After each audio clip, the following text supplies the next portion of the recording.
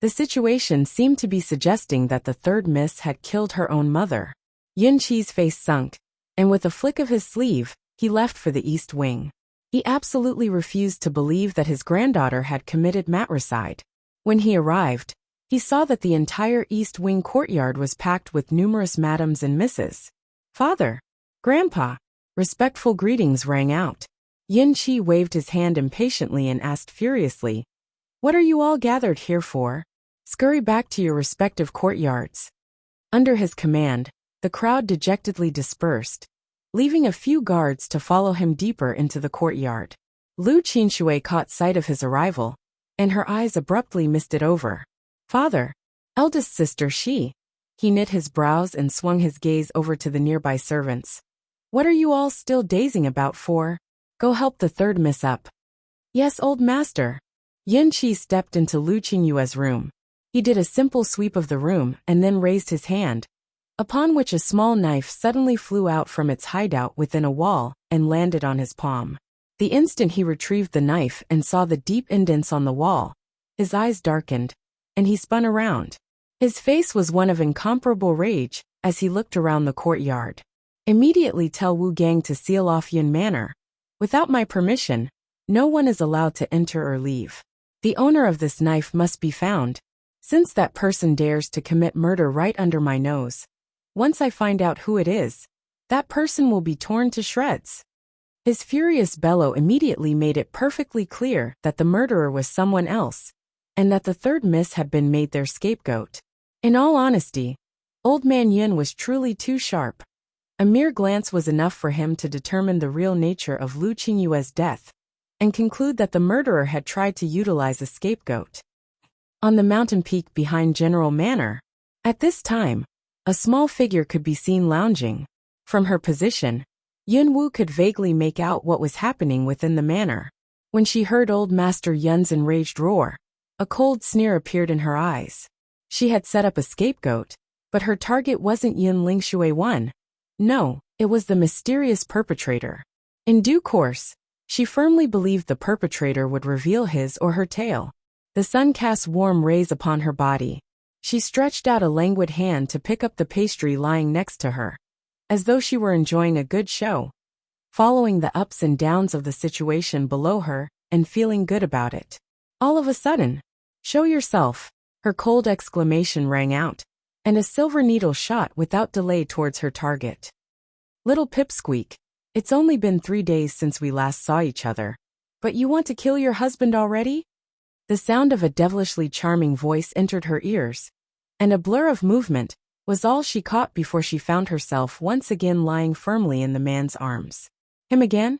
She flashed back to 3 days ago when they emerged from below the cliff, and he told her he had matters to attend to before handing her a set of silver needles and leaving. During those 3 days, she had visited the lake and exploited the vast array of herbs there to whip up a variety of special poisons that were imperceptible in both color and odor.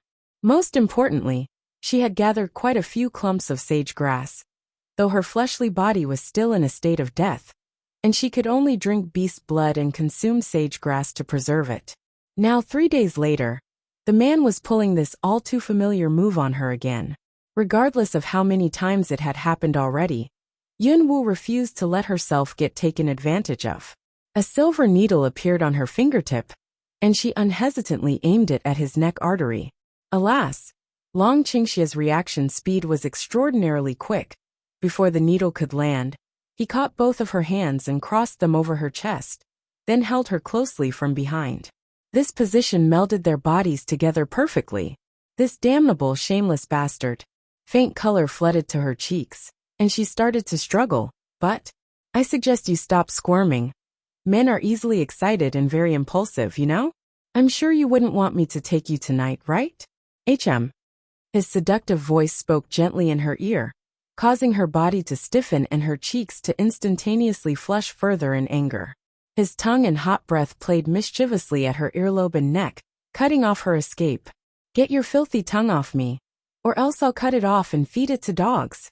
You'll really be that cruel? Your hubby is frightened. But tell me, what should I do when your ferocious side attracts me so? Unfortunately, for the sake of your future, I'll have to retain my tongue. I still have to use it to taste your sweetness, no? Long Qingxia teased suggestively. As he spoke, his slender fingers casually brushed across her malnourished mounds and continued its way upwards. A seemingly unintentional gesture that was definitely anything but unintentional. Yun Wu's face completely exploded with redness, and this time she couldn't tell if it was due to anger or shame. Shameless bastard. I'll bite you to death. No matter how she struggled, she couldn't break out of his iron grip. She felt so frustrated that she let out a thunderous yell of rage and bared her teeth, ducking her head to bite the wandering finger of the man in question.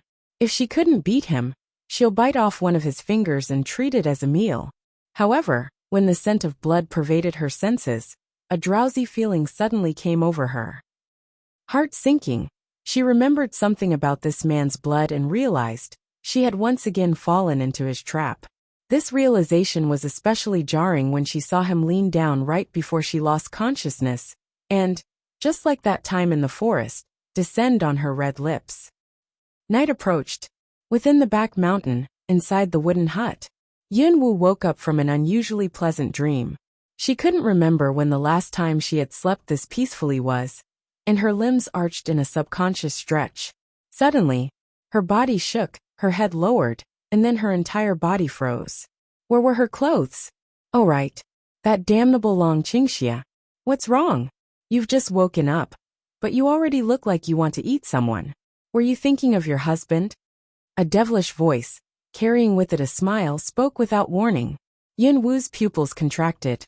The man who was sitting on her worn-out stool looked at her with a wicked smile, though his gaze was blazing hot. The first thing she did was grab the old porcelain pillow on her bed and fling it at the man. Long Qingxia merely leaned slightly to the side, and the pillow flew past him to shatter on the floor. You're still so angry. Looks like your husband didn't work hard enough today to relieve you of your anger. He watched her dress as he spoke, his words incomparably ambiguous. Yun Wu felt a burst of furious gloominess. She wasn't an ignorant girl and knew that if he really had done something to her, she would have sensed it. He just had an infuriatingly filthy mouth. Back in the forest, I remember saying that if I ever see you again, I would take your life.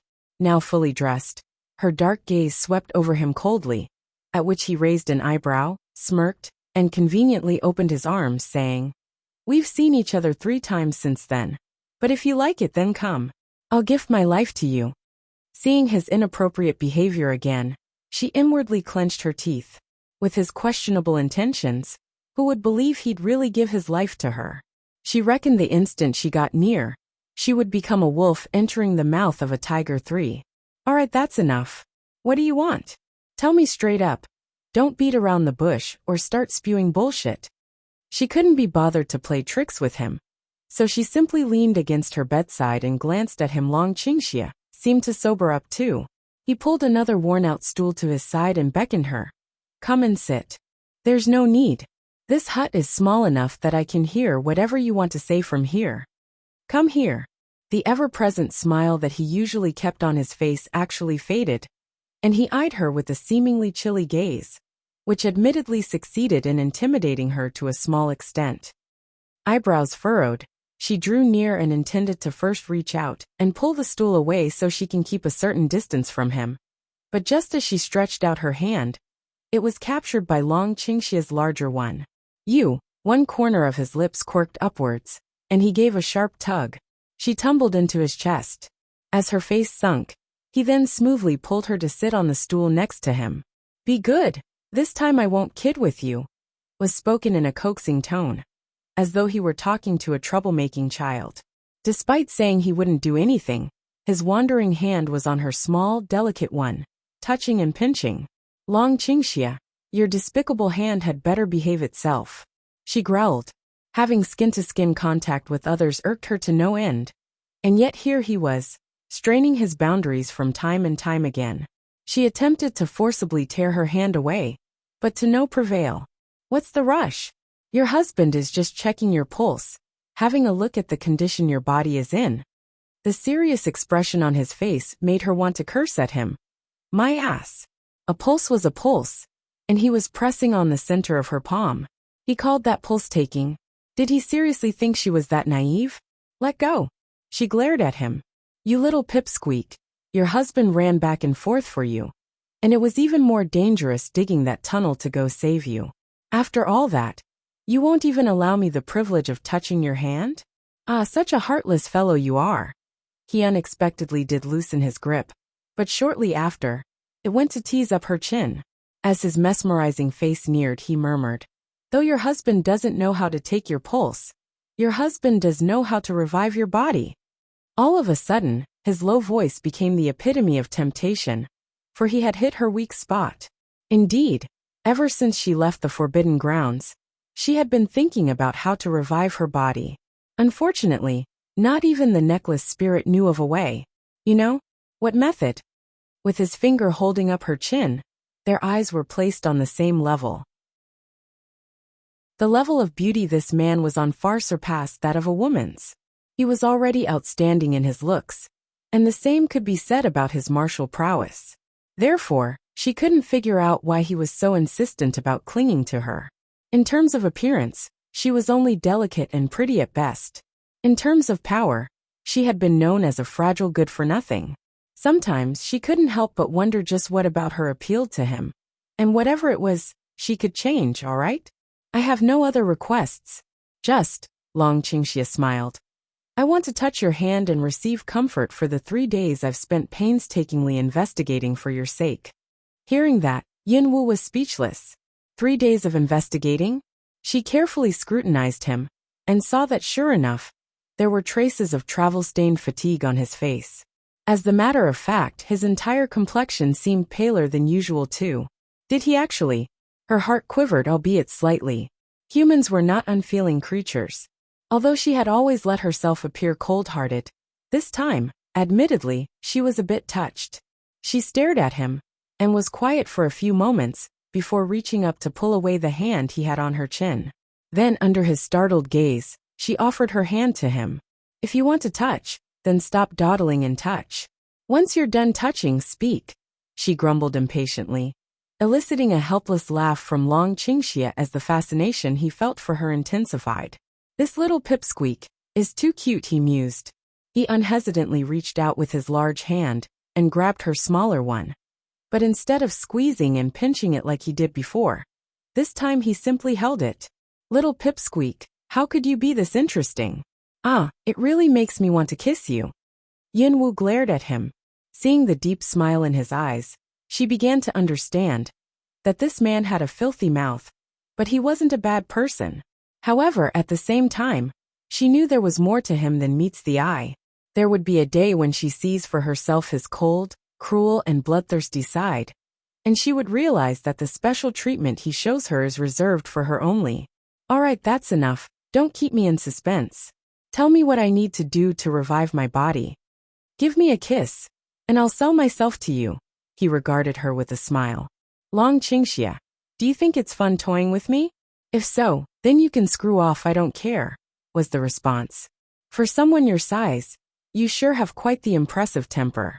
Your husband likes that. Since you won't give me a kiss, I guess I'll do it myself. With that, he puckered his lips and leaned in. Yin Wu frowned and pushed him away with a warning. Long Qingxia. Amusement lingered in his gaze for a touch longer before he decided to get serious, lest his little woman lose her temper for real. All right, don't move. Get a good feel, was all he said before he tugged her to his chest and closed in on her with his seductive lips. The sudden proximity made Yin Wu's heart skip a beat, and exasperated, she moved to shove him away when a small mass of violet-colored mist slowly wafted out of his mouth, and her tightly closed lips subconsciously parted. The violet-colored mist, tingled with life force, felt cool and refreshing as it entered her mouth and seeped into her body. Her dantian began to rotate at full speed.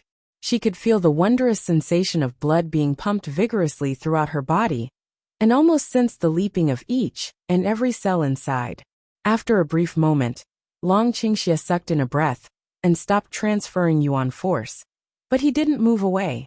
His black irises flashed, and he suddenly dove forward and sealed her luscious red lips with his, then smoothly slid his tongue into her mouth. A muffled protest was all she could manage before her mind blanked.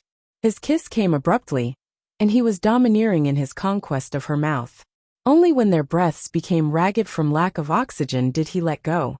Finally free, she gasped for air, and her eyes were slightly hazy. The instant she regained her composure, however, the haze cleared and was replaced by a sharp glint, accompanied by a swing of her palm as she tried to strike him. This lecherous playboy, little pipsqueak, you're so forceful and unreasonable. Your husband was just trying to tell you the method. Why did you try to slap me? Long Qingxia squinted his eyes as he caught her hand and wrapped it in his. There was a dangerous tinge in his bewitching voice. Meanwhile, Yinwu couldn't help but pause. Was he talking about the method to revive her body? The violet-colored mist that came out of his mouth was most likely his Yuan force, a form of energy taken from his cultivation base. Her brows were furrowed as she stared closely at him and demanded an elaboration. She was certain that the process of transferring one's Yuan force was liable of damaging one's cultivation base, and she couldn't help but flash back to that time in the forest, and also the events from the morning. All for her? Ah, you're so ungrateful and heartless. Sometimes it really makes me angry and helpless. He gave a depressed sigh. Then, a rare expression of solemnity appeared on his charming face. To revive your body, you need not only my Yuan force but also 5 more things. 5 more things? Which 5? The thought of being able to become a summoner, once her body was resurrected, made her impatient, and it showed in her voice. The world called her worthless, so she was determined to show them what worthless looked like. She would recreate history by becoming a figure of legend, a summoner. Moreover, she'd swore she would return to the Pandemonium Palace and pluck off that damned door god's beard. Little pipsqueak, normally you're calm and cold, so why are you so anxious now? Though you're right to be anxious because this matter shouldn't be delayed any further. Long Qingxia's voice was doting and brimmed with fondness as he rubbed her head. Although she was no longer feeling as impatient as before, having already calmed herself down, she still glared at him and berated. You know I'm impatient about this, yet you're still going to assume airs? Minx. A ghost of a smile flickered in Long Qingxia's eyes. The 5 things are vitality grass, flower of 100 lives, dragon blood, sacred blood and pure blood. Utilizing all 5 of them will grant you resurrection, he drawled. Dragon blood. She could easily get from the forbidden grounds, but the flower and grass, she had never heard of. She looked at him for help. You can get pure blood from the body of the Imperial Preceptor's son. The flower of 100 lives is rare, but not impossible to obtain. The winner of this year's Imperial Hunting Tournament will be rewarded one, amongst other things. As for the vitality grass, you'll find some growing in the center of the Beast Forest's mountainous range. Gathering those 3 things will require some time and effort. 3. Yunwu raised an eyebrow and asked, how come you didn't say anything about the sacred blood? Because it's right before your eyes. As long as you want it, it'll be prepared for you. He used an enchanting look to gaze at her. Right before her eyes. After a moment of contemplation, realization dawned on her, followed by surprise. She eyed him. First it's Yuan force. Now it's sacred blood. Tell me, just why do you treat me so well? Don't tell me you have no motives for doing so. This world does contain its share of idiots. But you're definitely not a naive, kind-hearted one. Suddenly, an incredibly mesmerizing laugh spilled from his lips. Raising his hand, he rested it on her head and tousled her hair. You know me too well, little pipsqueak. Now it would be embarrassing to claim that I have no motives. So what's your motive? She raised her bright eyes to look at him. Yinwu hated owing others. If what he wanted was something she could accomplish, or if it was something in her possession, as long as he refrained from crossing the bottom line, she would be fine with giving him what he wanted. She would treat it as returning a favor, and hope that afterward, he would stay away from her. However, Long Qingxia's motive left her too dumbfounded to respond. The words, easy, I want possession of your heart, spoken in a frank and overbearing manner, sent a sledgehammer slamming down on her heart. He had successively moved her heart, but she didn't even like him, to say nothing of giving him her heart. That night, after making a bold confession, he left without waiting for her response. Most likely he knew he had to be patient. Or rather, he held a sense of propriety, and was aware that after stirring the murky waters of her heart, the best strategy was to retreat for the sake of advancing.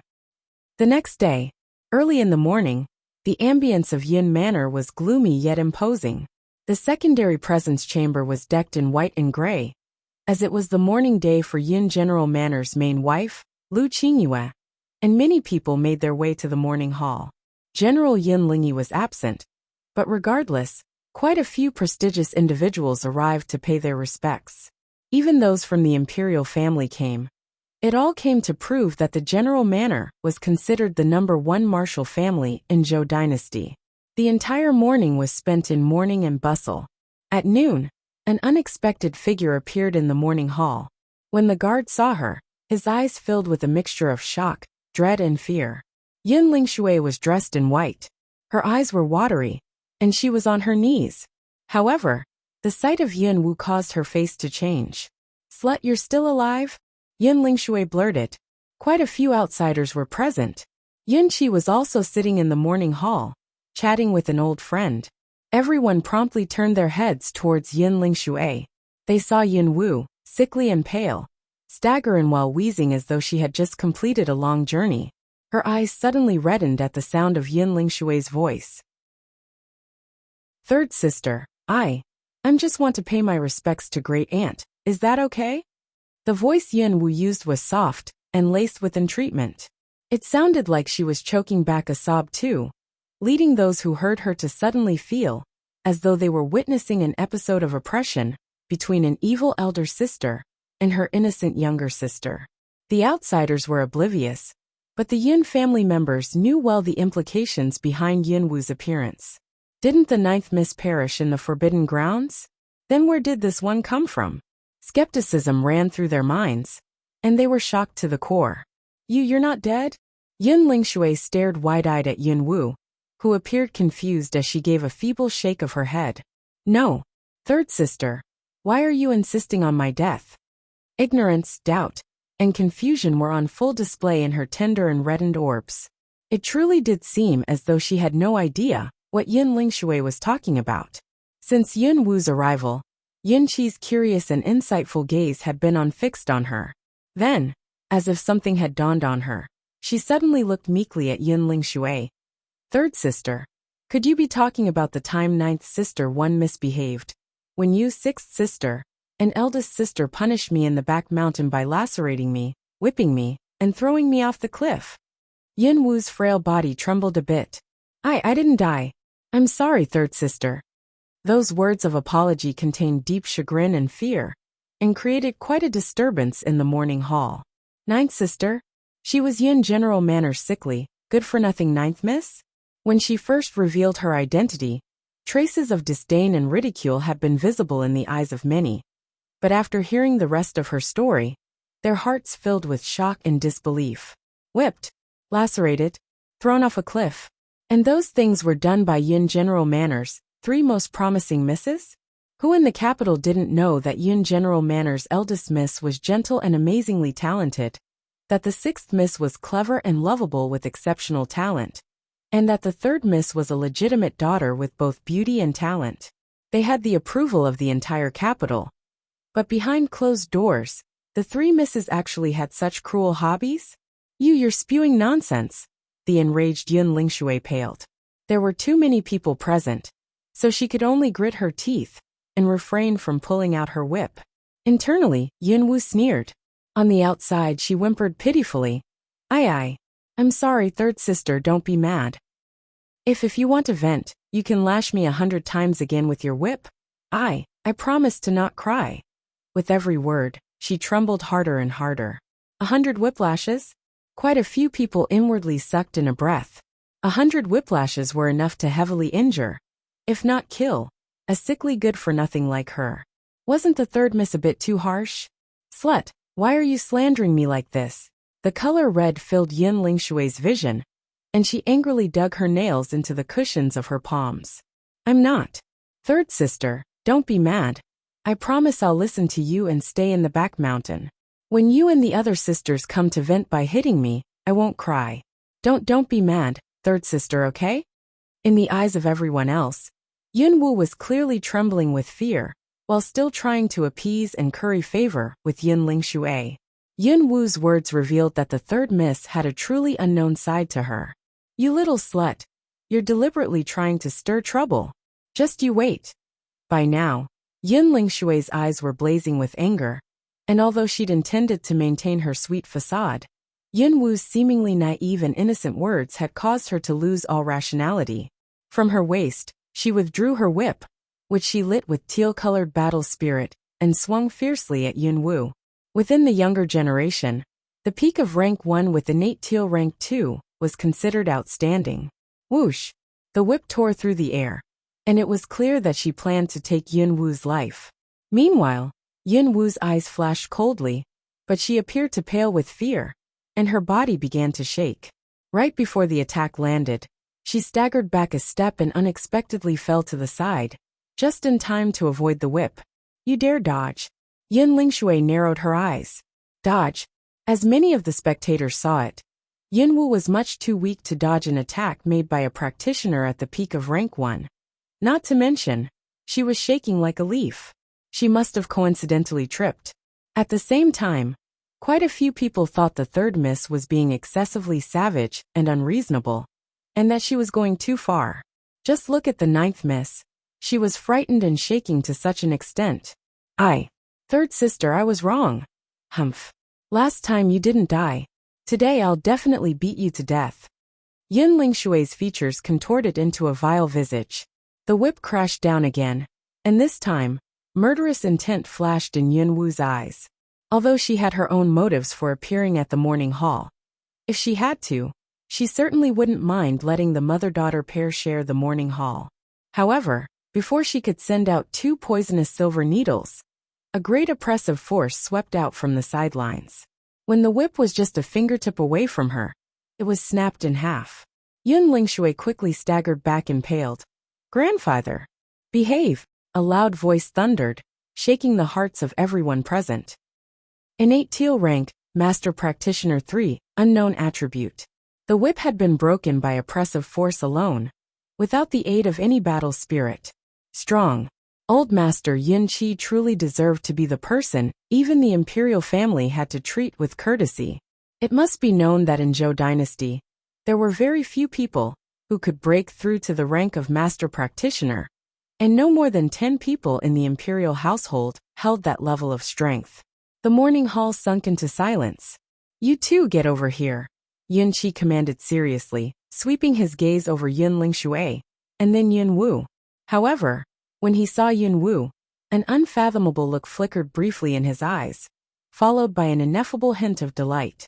Delight? Why delight? Could it be that he caught on to something? Yunwu knit her brows slightly, but before she could take a closer look, Yin Qi waved his sleeve and, as if furious, stormed into the inner courtyard. Just you wait.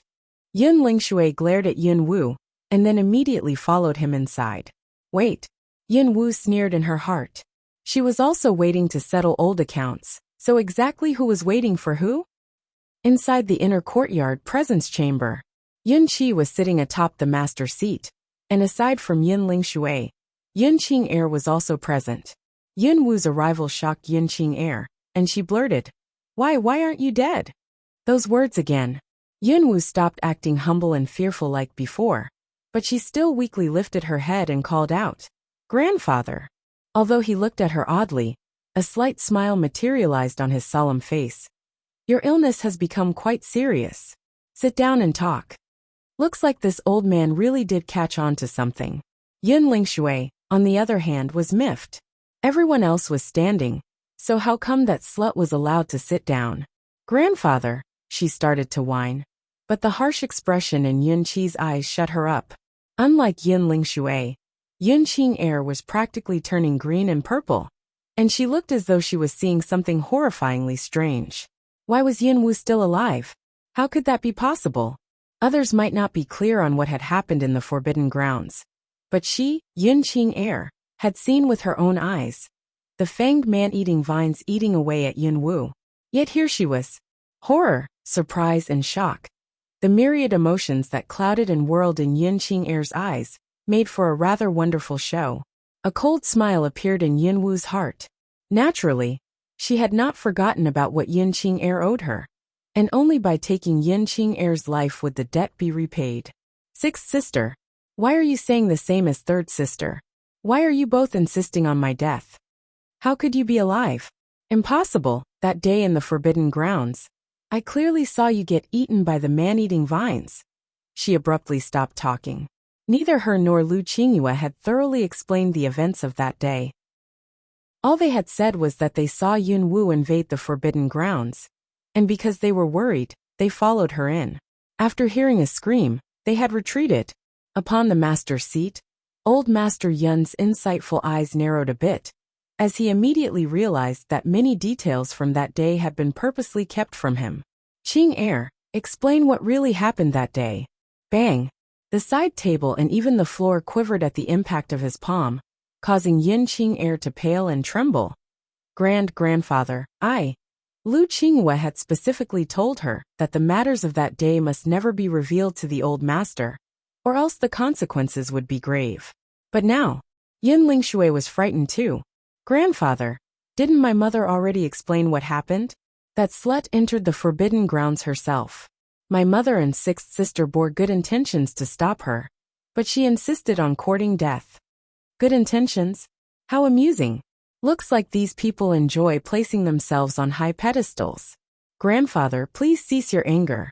Great Aunt is the reason I was able to walk out of the Forbidden Grounds alive, so I came today to express my gratitude. Yunwu suddenly spoke up in the same fragile voice as before, but her tone was completely different. Hearing that, Yunqi arched a questioning brow. What you're saying is that your great aunt saved you. In a way, yes. In a way. Right. The poisonous dart she shot at me before leaving just so happened to stimulate the Yin poison that had resided within my body for over a decade, so the man-eating vines were poisoned to death. Grandfather, am I not lucky? I should thank Great Aunt for her kindness, right? This time, she had no intentions to hide from old Master Yun's keen eyes, as her lips curved into a cold smile. She was extremely straightforward with her words, and Yun Qi was a well-experienced man, so how could he not have understood? However, what shocked him was the deeper meaning of everything she had divulged. Over a decade of Yin poison? This little brat was only around 15 years old. Albeit unloved, she was still a child of the Yin family, and yet for over a decade, she had been fed poison?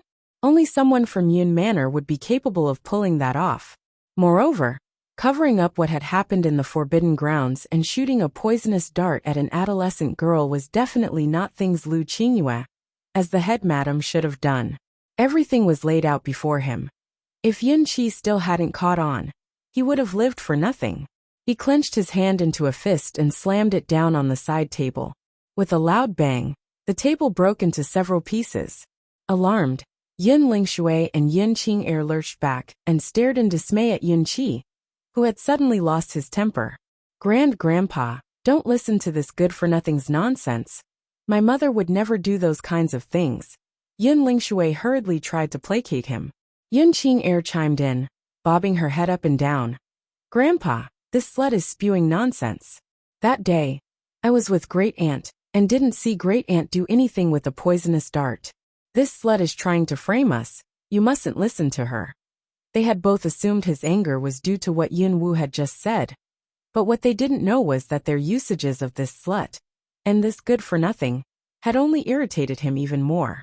Yun Qi was a frank and forthright person. Although he couldn't be considered a saint, he did have an absolutely indomitable spirit, and looking at the two, he wondered if they were really his biological granddaughters. What Yin Wu had said before, about the two lacerating and whipping her, appeared to be the truth. He couldn't help but lift his hand and release a rush of powerful energy that sent Yin Lingxue and Yin Qing'er flying out of the presence chamber. They cried out in alarm when the door was slammed shut in their faces. Yin Qi's angered voice sounded from the inside. You damn things, screw off to your respective rooms and reflect on your misdeeds. If I hear the two of you use those derogatory words again, I'll cripple you both.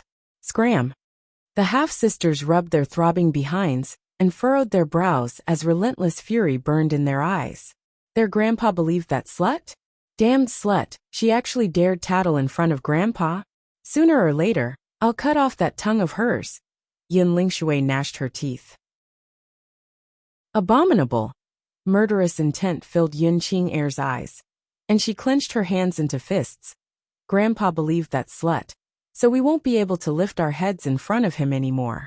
Third sister, we can't let her get away with this. That slut, bang. A deafening sound rang out from within the presence chamber, and coupled with Yin Qi's furious roar. You two haven't screwed off to your own rooms yet? You want me to cripple you both right now? Yin Lingshui and Yin Qing'er were scared into quick, frustrated retreats. Within the presence chamber. Little brat. How was that? Grandpa didn't disappoint you, right? His voice, which had been furious and fuming before, was suddenly jolly, and a smile had already blossomed on his respect-inducing face. He looked Yun Wu, appearing somewhat self-satisfied. This look, if seen by others, would unquestionably cause their jaws to drop, as Yin Qi was often regarded as a solemn man. It was rare to see him smiling so suspiciously, and the sight caused Yun Wu to quirk an eyebrow. Behind her wooden expression, she was secretly a bit surprised. Originally, she'd assumed he had seen through her feigned fragility, but the situation now suggested he had actually seen through her true level of strength. Otherwise, why would there still be such intense glee in his self-satisfied eyes? Grandpa must be jesting. How could I be disappointed? In this family, Grandpa is the head, and I am but a sickly, illegitimate good-for-nothing. My life and death lies in the hands of Grandpa and the moods of my sisters, no? She unreservedly shed her weak facade and laughed coldly. At her words, Yin Qi frowned, and his eyes quickly flashed. Looks like the servants in this manor have all forgotten their places. In a bit, Grandpa will gather together every servant and teach them all a thorough lesson. As for your insensible sisters, I'll confine them in their rooms so they can reflect. Also, I'll get people to tidy up Ning Courtyard. How could a granddaughter of Yin Qi live in the back mountain within a hut? Immediately, Yun Wu could tell he was intentionally fawning over her. Truthfully speaking, she hadn't planned on interacting with the old man that much, as she was too lazy to bother with the Yun family. However, Yin Qi's breezy attitude made her curious. Superiority was usually determined by strength, but there was also one other factor: insight. With but a short string of words and the twinkling of an eye, Yun Qi had clarified both her situation and the relation between them. She was a miss of Yun Manor and Yin Qi's biological granddaughter. In other words, no one should be allowed to push her around. Yin Wu couldn't help but feel that this old man was extraordinarily shrewd. The back mountain isn't half bad. At least the chances of being poisoned there is lower. And even if I did get poisoned, I would be able to preserve my life longer than if I were in the manor. Don't you think so, Grandpa? Yin Wu mocked coldly, Yin Qi to once again flare with anger. The spies planted in the manor actually dared to plot against the children of the Yun family, but unfortunately, it would be difficult for the current Yun manor to take action. The brat was evidently prompting him to stir the murky waters of Yun Manor and catch fish. Brat, with Grandpa here, even if it costs me this old life, Grandpa will guarantee your safety, he promised instead of answering. He had done so because he firmly believed that she would bring the Yin family a number of pleasant surprises. Although he couldn't discern her exact level of strength, he sensed an aura from her that didn't exist before, and that aura felt strange and dangerous. 2 days ago, he had entered the forbidden grounds. He hadn't dared venture further in, but nonetheless, he had been able to see the greater part of the circumstances inside, and the shock of what he had seen still lingered. The matter of this brat escaping was definitely not as simple as she made it sound. Yin Qi planned to take advantage of her growth stage and hastily rope her back into the family, lest she decide to leave after becoming stronger. Yin Wu knew this and felt that it was a bit laughable. She did not take unkindly to Yin Qi, but the Yin family as a whole? That was a different story. However, to obtain the flower of 100 lives, she would have to rely on her identity as a miss of the Yun family. Grandpa, since you've brought matters to this point, as your granddaughter, I won't argue against moving to Ning Courtyard. Oh, and if I remember correctly, in 3 days, the imperial family will be hosting a hunting tournament, and as a Miss of Yun Manor, I should qualify to take part. Am I right? With that, Yunqi suddenly understood the purpose behind her making a huge scene earlier. His eyes formed 2 crescents when he smiled and assured, "Of course. In a bit, Grandpa will personally handle this." "All right, then I'll be returning to the back mountain." Seeing her stand up from her seat, he hurriedly said, "Brat, why don't you stay and accompany your grandpa for a bit longer?" Yunwu lifted her head and responded with a faint smile. "Didn't Grandpa say he was going to rearrange the manor? I won't disturb you any longer. After you finish, tomorrow I'll move from the back mountain to Ning Courtyard." Then she turned around, and the instant she opened the door and left the presence chamber, her entire aura seemed to abruptly transform into one of sickly, fragile, feminine charm. It was plain to see that her countenance hadn't changed whatsoever, but the impression she gave was completely different. Yunqi watched her fragile figure disappear. The brat acted quite well. Earlier, if he hadn't carefully observed her and caught the glint of murderous intent in her eyes, perhaps even he wouldn't have discovered the surprise beneath her fragility. He pondered some more. Don't tell me she's been acting like that for over a decade now. If so, she's really quite dangerous, he thought. It looked like he truly did need to rearrange the manor. Otherwise, those other arrogant granddaughters of his would most likely die without knowing how it happened. Moments after Yun Wu's departure, Old Master Yun's loud command rang out. "Come, get me Wu Gang."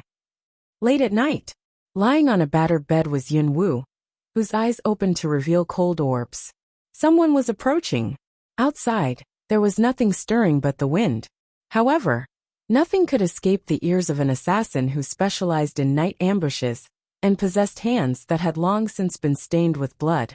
Yun Wu reached out to pull down the bed curtains and soundlessly concealed herself in a dark corner. Shortly after, a soft click came from the locked door, and the wooden latch abruptly broke in half. The sound was almost imperceptible. Creak. The door opened very, very gently, unnoticeable like a passing breeze. Then 2 dark silhouettes silently entered. The 2 nodded at each other and scanned the room, which was small enough to be completely swept with a single glance. Alas, they had overlooked the petite figure hiding in a dark corner near the bed. Cold light flashed in the eyes of the intruders. Without any hesitation, they flashed to the bedside and stabbed their knives through the bed curtains, into the blanket on the bed. The next instant, their eyes narrowed, and they thrust out their hands and wrenched the curtains aside. The bed was empty. "Where is she? Ichem? Are you 2 looking for me?" A mellow but indifferent voice brushed by their ears. The 2 stiffened, but their knives slashed with incredible speed in the sound of the voice. Their actions and reaction speed met the criteria to be a standard assassin. Evidently, the 2 weren't guards but assassins. However, how could they possibly face up against an assassin from the 21st century? 2 cold arches formed at the corners of her lips. As the knives bore down on her, she leaned slightly to the side and in the same instant, let 2 gleaming needles fly and sink into the necks of her assassins. However, the maneuver only caused them to feel negligible pain, and neither the speed nor force of their assaults faltered. When it seemed like Yun Wu was just a breath away from losing her head, the assassins realized that they suddenly couldn't move, and astonishment appeared in the only features: their eyes, visible behind their identical black masks. They felt as though they had been turned to stone, completely incapable of movement, and only then did Yun Wu reveal herself and pin them with a frigid gaze. "Who sent you?" The 2 turned their heads, whereupon they furrowed their brows at the sight of the indisputably thin and fragile-looking girl standing before them. This was their target, the infamous sickly good-for-nothing? But how could that be? This little girl's aura was so chilling that it caused even their hearts tremble. Impossible. Otherwise, with their rank 4 strength and assassination prowess, how could they have fallen into this state? "Who are you? Why are you in the hut of Yun Manor's 9th miss?" One of the black-robed assassins asked coldly. Evidently, the 2 assassins had concluded that there was no way that she was Yun Manor's good-for-nothing 9th Mississippi. Their assumption evoked from her a biting laugh.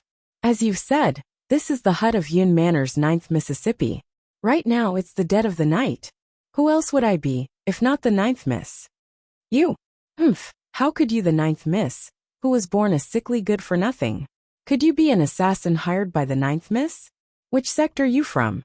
We're from the Dragon sect. So unless you plan on provoking us, you'd better hand the Yun Manor 9th Miss over right now. Assassin, huh?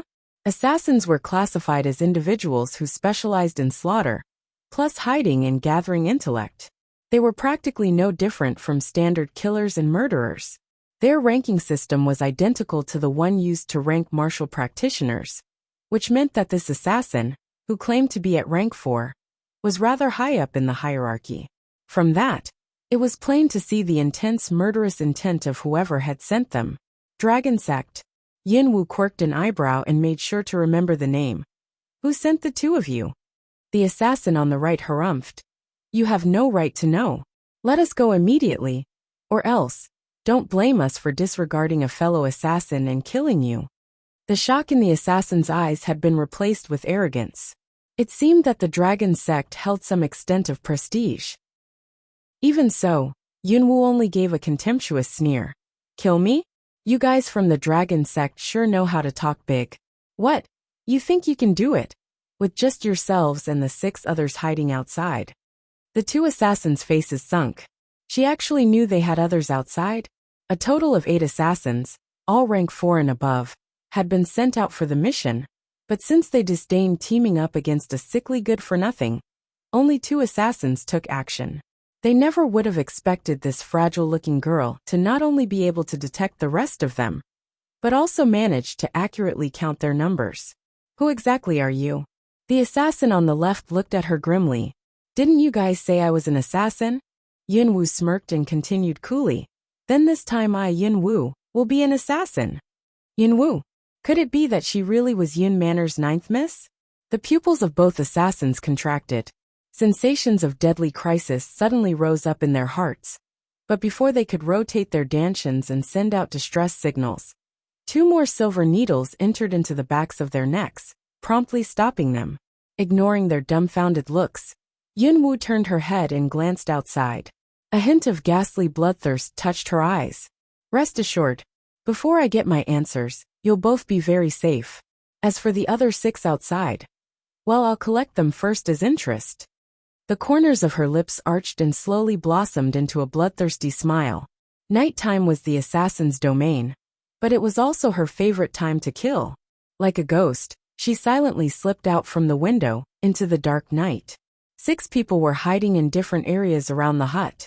With a sharp dagger in hand, she laid low and proceeded. As she neared her first target, who wore the same black robes as the rest, she slowly began to rise. The color of their clothes did help them blend into the night, but unfortunately, the grass was green, so the abrupt dashes of black were rather noticeable. Having heard a faint rustle of wind behind him, the targeted assassin subconsciously turned his head. In that exact instant, Yunwu's lips curved into a sanguinary smile, and she lunged. While covering his nose with one hand, she slid her dagger across his throat. The action was smooth, decisive, and left a deep gushing score on his neck. His eyes were open wide, and he was dead before he could even cry out. Unfalteringly, Yunwu's dormant figure resumed its stealthy advancement. Who? The wind whistled. Another assassin stared wide-eyed at Yunwu, who had cut open his throat so quickly that all he could do was feel horrified. When did this person get in such close proximity to him? Alas, he would have to ponder on it when he reaches the gates of hell. Every flash of her dagger symbolized a demise. She hunted with the night as her cloak, bearing heavy resemblance to death's sovereign, as she soundlessly reaped the lives of her oblivious victims. Soon, the metallic tang of blood permeated the field of grass. Fifth one. With morbid relish, Yunwu took in the sight of the lifeless corpse lying at her feet. Then, she ran her tongue across her lips, and once again disappeared into the grass, heading for her final prey. The wind stopped, and the critters fell silent. At that moment, everything beneath the night sky seemed abnormally quiet. PSSSD. No response. Quiet, too quiet. The last assassin was crouched behind a boulder, and traces of apprehension could be seen on his face. The distinctive signal sound he made had met with an ocean of silence, almost as though his companions had all disappeared. There were no movements from the two inside either. He wondered if something had gone wrong, but nothing seemed off. No murderous intent, and no suspicious activities either. Moreover, their target was just a sickly good-for-nothing, not some skilled expert. Therefore, the mission should have been smooth sailing. And yet his signal had gone unanswered, so there must have been a mishap. A sudden chill ran through his heart. He and his companions were all rank 4 and above, but perchance the mountain accommodated someone stronger? However, that thought was promptly discarded. After all, it would be impossible for a sickly, illegitimate good-for-nothing to hire someone stronger than them. Just what was going on then? A gentle breeze wafted by, carrying with it the smell of blood. Immediately upon detecting that scent, the remaining assassin's pupils contracted in shock.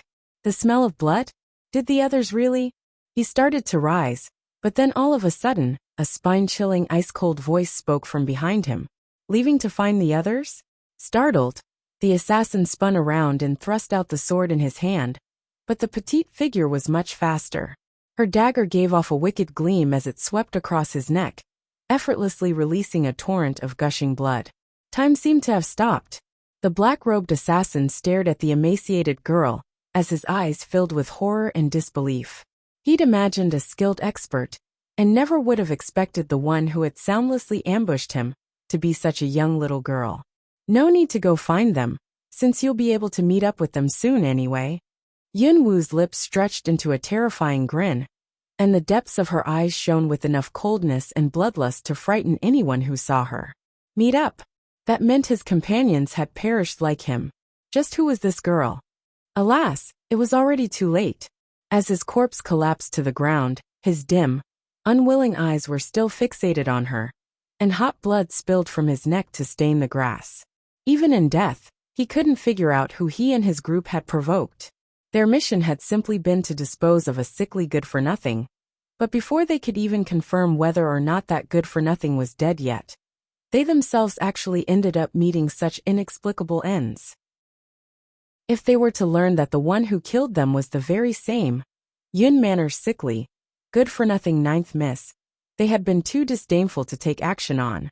Would the blow make them want to crawl back up from hell?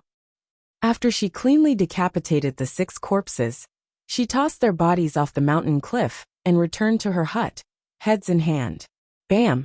The heads landed in front of the 2 paralyzed assassins. Yun Wu raised her hand and swiftly freed them of their immobility. Now then, would you guys rather answer my questions on your own? Or would you prefer my help? Yun Wu sneered at the extremely frightened assassins. 6. All 6 were killed? You might as well kill us too. Since we failed our mission, we will be killed nonetheless when we get back. Is that so? Yun Wu curved her lips, and her bloodied dagger glistened as she toyed with it. Humph. If you have the ability, kill us. You won't be getting a single word out of our mouths. The assassin on the right spat through clenched teeth. Yun Wu laughed thoughtfully. How tough. People like you are quite to my liking. But did you know? What I enjoy more than killing people is torturing them.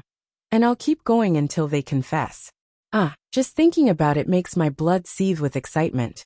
Would you guys like to see how I convince those who are unyielding to obediently answer my questions?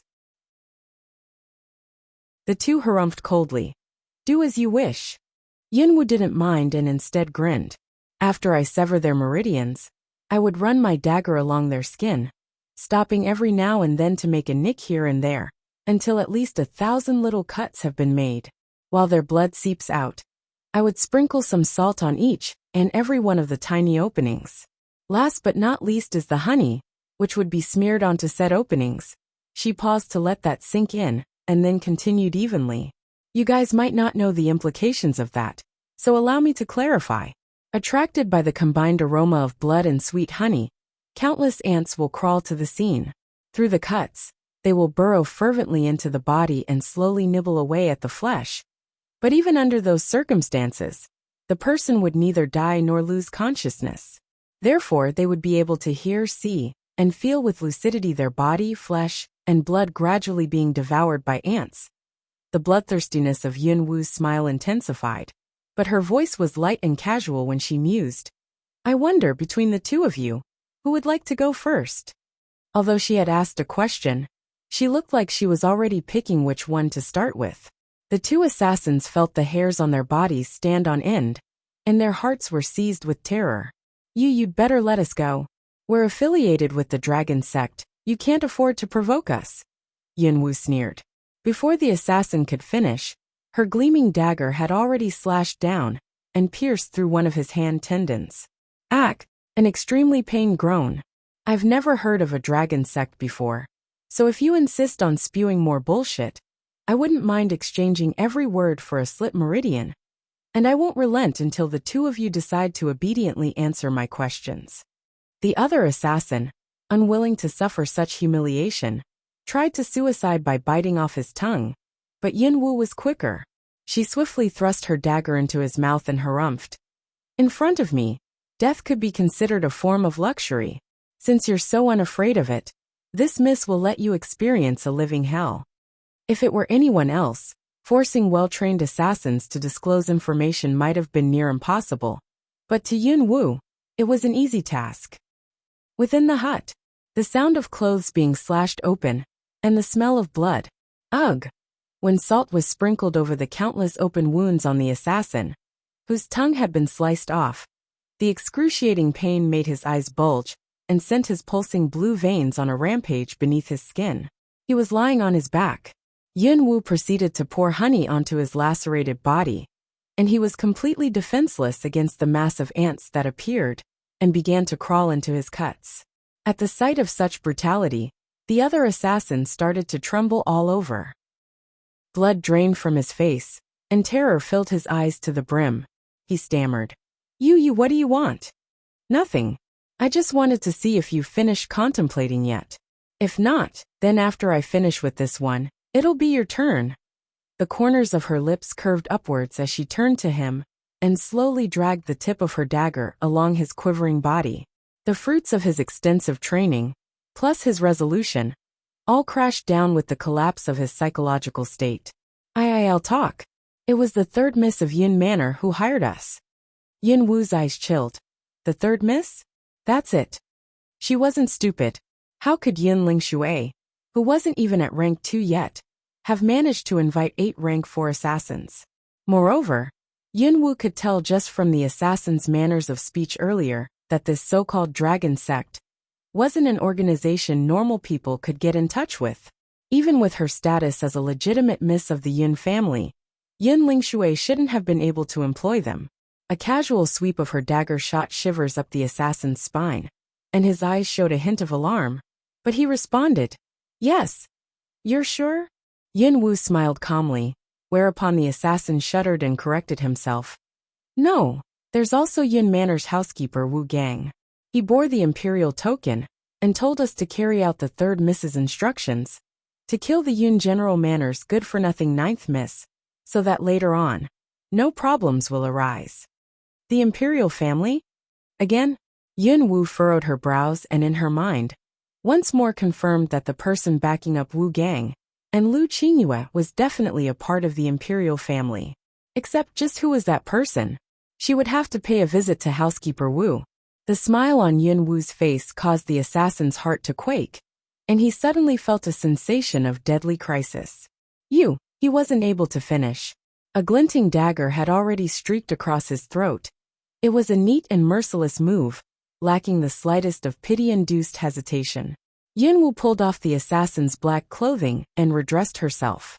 Then, like before, she decapitated the 2 assassins and chucked them down the cliffside. She grabbed the heads, a grand total of 8, and took advantage of the Black Knight to quietly slip into Yun Manor's back courtyard, heading for Wu Gang's room. The lights in Wu Gang's room were still lit. Perhaps he preferred sleeping that way, or maybe he was waiting for the 8 assassins to report back. Yun Wu arrived, bearing a string of heads. Her entire body was clad in black, and after leaving the forbidden grounds, she had used medicine to control her violet pupils so they were back to a matching shade of black too. If it weren't for her petite stature, she would have looked little to no different from the assassins she had killed. Suddenly, "Who's there?" a harsh voice barked.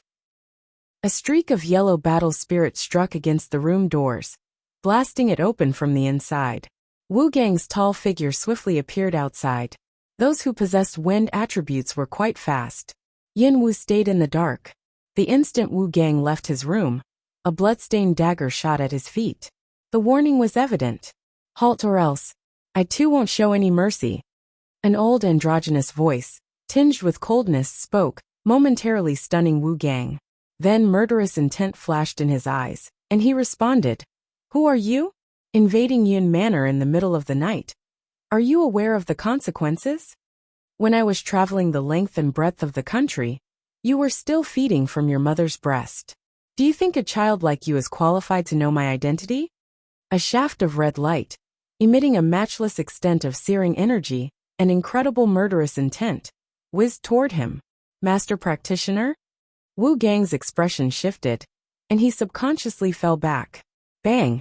The ground quaked slightly. Lowering his head, he saw that the attack had left a pit in the hard ground. Promptly, 8 bloody heads fell through the air and landed in the pit. Seeing those heads immediately caused Wu Gang's pupils to contract, and his eyes to flicker with surprise. Weren't these the 8 assassins he had dispatched to kill that good-for-nothing? How come? These youngsters actually dared to attack someone their ancestor, am protecting. Prior to their deaths, they said that everything was set up by you. Is that true? Ominous murderous intent rose. Such thick, abyssal-like murderous intent shook Wu Gang's heart. Ancestor? Protecting? Was it possible that that good-for-nothing's resurrection was all due to the discreet protection of this old man? To be fire attributed, a master practitioner, able to kill 8 with ease, and have a physique like that. There was only one person who could possibly match all of those qualifications. Might Senior be the former #1 assassin of the Dragon Sect, Senior Fengxing? Wu Gang inquired respectfully as he looked at the thin old man, whose black robes hung loosely due to being oversized. Yin Wu was abruptly stunned. Senior Fengxing? Who the hell was that? The former #1 assassin of the Dragon Sect? The Dragon Sect again, huh? Honestly, the show of murderous intent and strength she had put on earlier was merely a pompous display achieved through special methods, as she had wanted to see if she could probe anything out of Wu Gang. Little did she think he would mistake her for someone else. Nonetheless, it gave her a great opportunity to continue and say, child, it looks like you are quite keen." She waved her hand, portraying herself as every little bit a worldly expert. Wu Gang's eyes instantly filled with more respect. "So it really is Senior Fengxing. Please pardon this junior for his disrespectful offense just now. However, didn't Senior leave on a cultivation journey? Why is Senior Fengxing here protecting that good for Yin family's 9th miss? Is that something a child like you is qualified to ask?" Murderous intent rose again, stunning Wu Gang. He immediately remembered that assassins had their own rules and professional ethics to comply with. Wu Gang hurriedly clasped his hands together in obeisance and explained, "Senior Fengxing, please do not misunderstand. This junior didn't mean anything, just that." A cold voice swiftly broke in. "Then don't diverge from the subject. You haven't answered my question. Was it you who utilized the Imperial token to send them on the assassination?" Upon hearing those words, Wu Gang furrowed his brows. It appeared that this man really was the former #1 assassin Fengxing. Otherwise, he wouldn't have been able to get that piece of information from those other assassins. "Senior Feng, certain things are better left unsaid. You are of the Dragon Sect. Their rules you should know well." "Know what? All I know is that I owe your target a debt of gratitude. If you dare meddle, regardless of how illustrious the person behind you is, you will both bear the consequences," snapped a seemingly enraged voice. Wu Gang blanched, and a dash of humiliation appeared on his face. "Senior Feng, those words should not be spoken lightly," he warned, but he got only a disdainful in response. Finally, he grew indignant. "Fengxing, don't ignore what's good for you. Though you've left the Dragon Sect, you are still a former subordinate of the Empress, so you'd better not forget your standing." "The Empress? So the Empress was behind it all? Whether I remember my standing or not is not for you to criticize. Child, tell the Empress this. Don't go too far, or else the one to fall victim to her own schemes may be herself. Then the thin, black-robed figure disappeared into the night, leaving behind only the blood-stained dagger and the 8 heads. Wu Gang stayed rooted in place. He neither gave chase nor dared to give chase. After all, assassins were different from martial practitioners. Provoking an assassin when it was night time would ensure an unspeakable death. However, his expression was growing more and more unsightly. The next day, it was bright and early in the morning, but the back mountain was already noisy with footsteps. Judging from the volume, quite a few people had come. Inside the hut, sitting on a damaged stool was Yin Wu. She lifted the pitiable teacup in her hand and slowly took a sip of water. Bang! The door was violently kicked open. However, since it had already been broken the night before, it wasn't even bolted to begin with. Having used too much force in that kick, the person stumbled in and almost mimicked a dog lowering its head towards the ground to eat shit. In other words, they nearly fell flat on their face. Sixth sister, for you to visit this early in the morning is like a bestowment of great pleasure. Ninth sister can't help but shy about it. A soft voice gently rang out. Yin Wu remained seated as she smiled and observed the pale-faced Yun Qing Earlier, Yun Lingshui had invited Yun Qing to visit and teach the good-for-nothing a lesson. Yesterday, not only were they confined to their rooms, but the entirety of the servants and guards in Yun Manor had also been reshuffled, resulting in some unpreceded activities. Most importantly, their grandpa actually planned on giving Yun Manor's best courtyard to the good-for-nothing. Ning Courtyard had always been reserved for distinguished guests.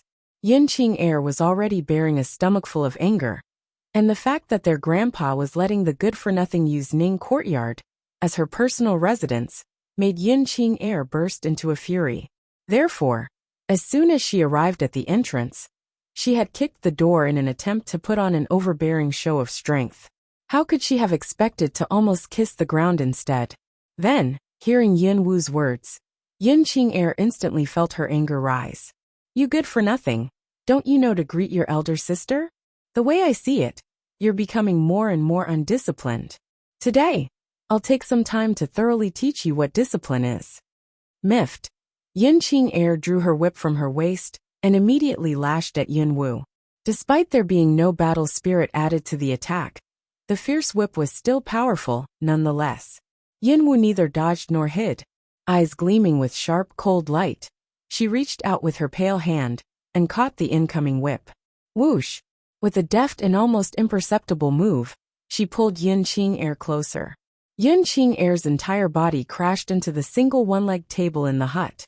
Unable to withstand the impact, it let out a creak before collapsing. For a moment, Yun Qing was in so much pain that she clenched her teeth, and after awkwardly clambering up, clutched her chest. However, the fall had not been kind to her ample breasts, for her breasts were now visibly squished. Sixth sister, this table isn't very sturdy. If you wanted to drink water, you could have had ninth sister get it for you. Why be so impatient? Hopefully your chest wasn't squished out of shape. Yun Wu's seemingly innocent and pure voice was soft and gentle, but the people outside were able to hear her clearly. Everything had happened too quickly, so they weren't able to see what had happened. All they witnessed was Yun Qing raise her whip before suddenly rushing to the table and abruptly crushing the shabby table with her weight. Yun Qing's face turned red then white. Angered to the point of having flames in her eyes, she accused, "You little slut, how dare you hurt me? I'll beat you to death, ah." When she tried to stand up fully, something tripped her, and she fell down. Once again, her ample breasts collided with the table, eliciting from her a cry of pain. Looking at Yun Qing who looked as though she was groveling at her feet, Yin Wu's eyes twinkled with a cold smile. There were quite a few maidservants and guards standing at the entrance. Yun Qing's humiliating situation prompted them to lower their heads, as they didn't dare reveal the peculiar looks on their faces. Meanwhile, Yun Lingshui had on an unsightly expression. She'd invited Yun Qing over, so they could see the good-for-nothing state of death. But Yin Wu was actually still alive, and judging from her voice, she was feeling quite lively too. Damn, what were those dragon sect assassins doing? They had the nerve to declare themselves as Zhou Dynasty's top assassination organization, when they couldn't even deal with the good-for-nothing? What a waste of her personal savings. Yin Lingshui gnashed her teeth together, and then her eyes flickered with viciousness. What are you all still dawdling for? Go help the sixth miss. Can't you see she's been bullied? After yesterday's rectification, everyone in Yun Manor became aware of the importance Old Master Yin attached to the good-for-nothing 9th Mississippi. The entire lot of maidservants and guards who disrespected her in the past had been sent away. So now, looking at the fragile Yin Wu, all of the servants were hesitating. What? Could it be that in this manner, no one is willing to obey this Mrs. Commands anymore? Their hesitation flamed Yin Lingshui's rage. At that, they no longer hesitated and immediately rushed into the hut. Yin Wu's eyes flashed. Suddenly, what is this? A loud voice thundered. It was Yin Qi, followed by a few guards and housekeeper Wu Gang. The furious look on his face could be seen from even a distance away. Complexion draining, Yin Lingshui turned her head and called out, "Grandpa!" At once, the servants fell back and called out respectfully, "Old Master Yin." Yin Qi's furious gaze swept over them, inexplicably alarming Yin Lingshui, but he said nothing. He stepped into the hut only to see Yin Wu sitting on her damaged stool, calmly sipping water from her pitiable teacup. When she saw Yin Qi enter, she merely smiled and greeted aloofly, "Mornin', Grandpa." Beside her laid the remains of a table, and sprawled atop was Yin Qing Heir, who was struggling to get up. As Yin Qi approached, he accidentally stepped on her whip. He didn't need to guess to know what had happened in the hut. Yin Qing Heir finally managed to climb onto her feet, and asked in a sweet, delicate voice, "Grandpa, how come you're here?" Traces of anger appeared on Yin Qi's calm face. He looked at the granddaughter he'd originally thought highly of, and for the first time, he felt sorely disappointed. "Get the hell back to your own courtyard and stay there for 2 days. If I see you and Yin Lingshui take even one step out of your rooms, I'll kick both of you from the family." He was completely serious. "Grandpa, you can't." Yin Qing Heir paled. Yin Qi cut her off by waving his hand and commanding, "Wu Gang, get people to send the 3rd Miss and the 6th Miss back to their respective rooms immediately. Anyone who dares let them out will have their legs broken." "Yes, Old Master," Wu Gang replied. "6th Miss, I will send you back to your room." He stood in front of Yin Qing Heir and said respectfully. However, he peered at Yin Wu from the corner of his eye, probing and observing. Yin Wu was well aware of his scrutiny. As if oblivious, the corners of her lips raised. She looked incomparably delicate and fragile. No one would have been able to guess she was last night's top assassin Fengxing. Yin Qing Heir wanted to say something, but Yin Qi's wrath shut her up. She could do nothing but endure and shoot Yin Wu an exceptionally hateful glare, thinking one day, she'll get even with Yin Wu. Only after her 2 seething sisters left did Yin Wu slowly rise from her stool.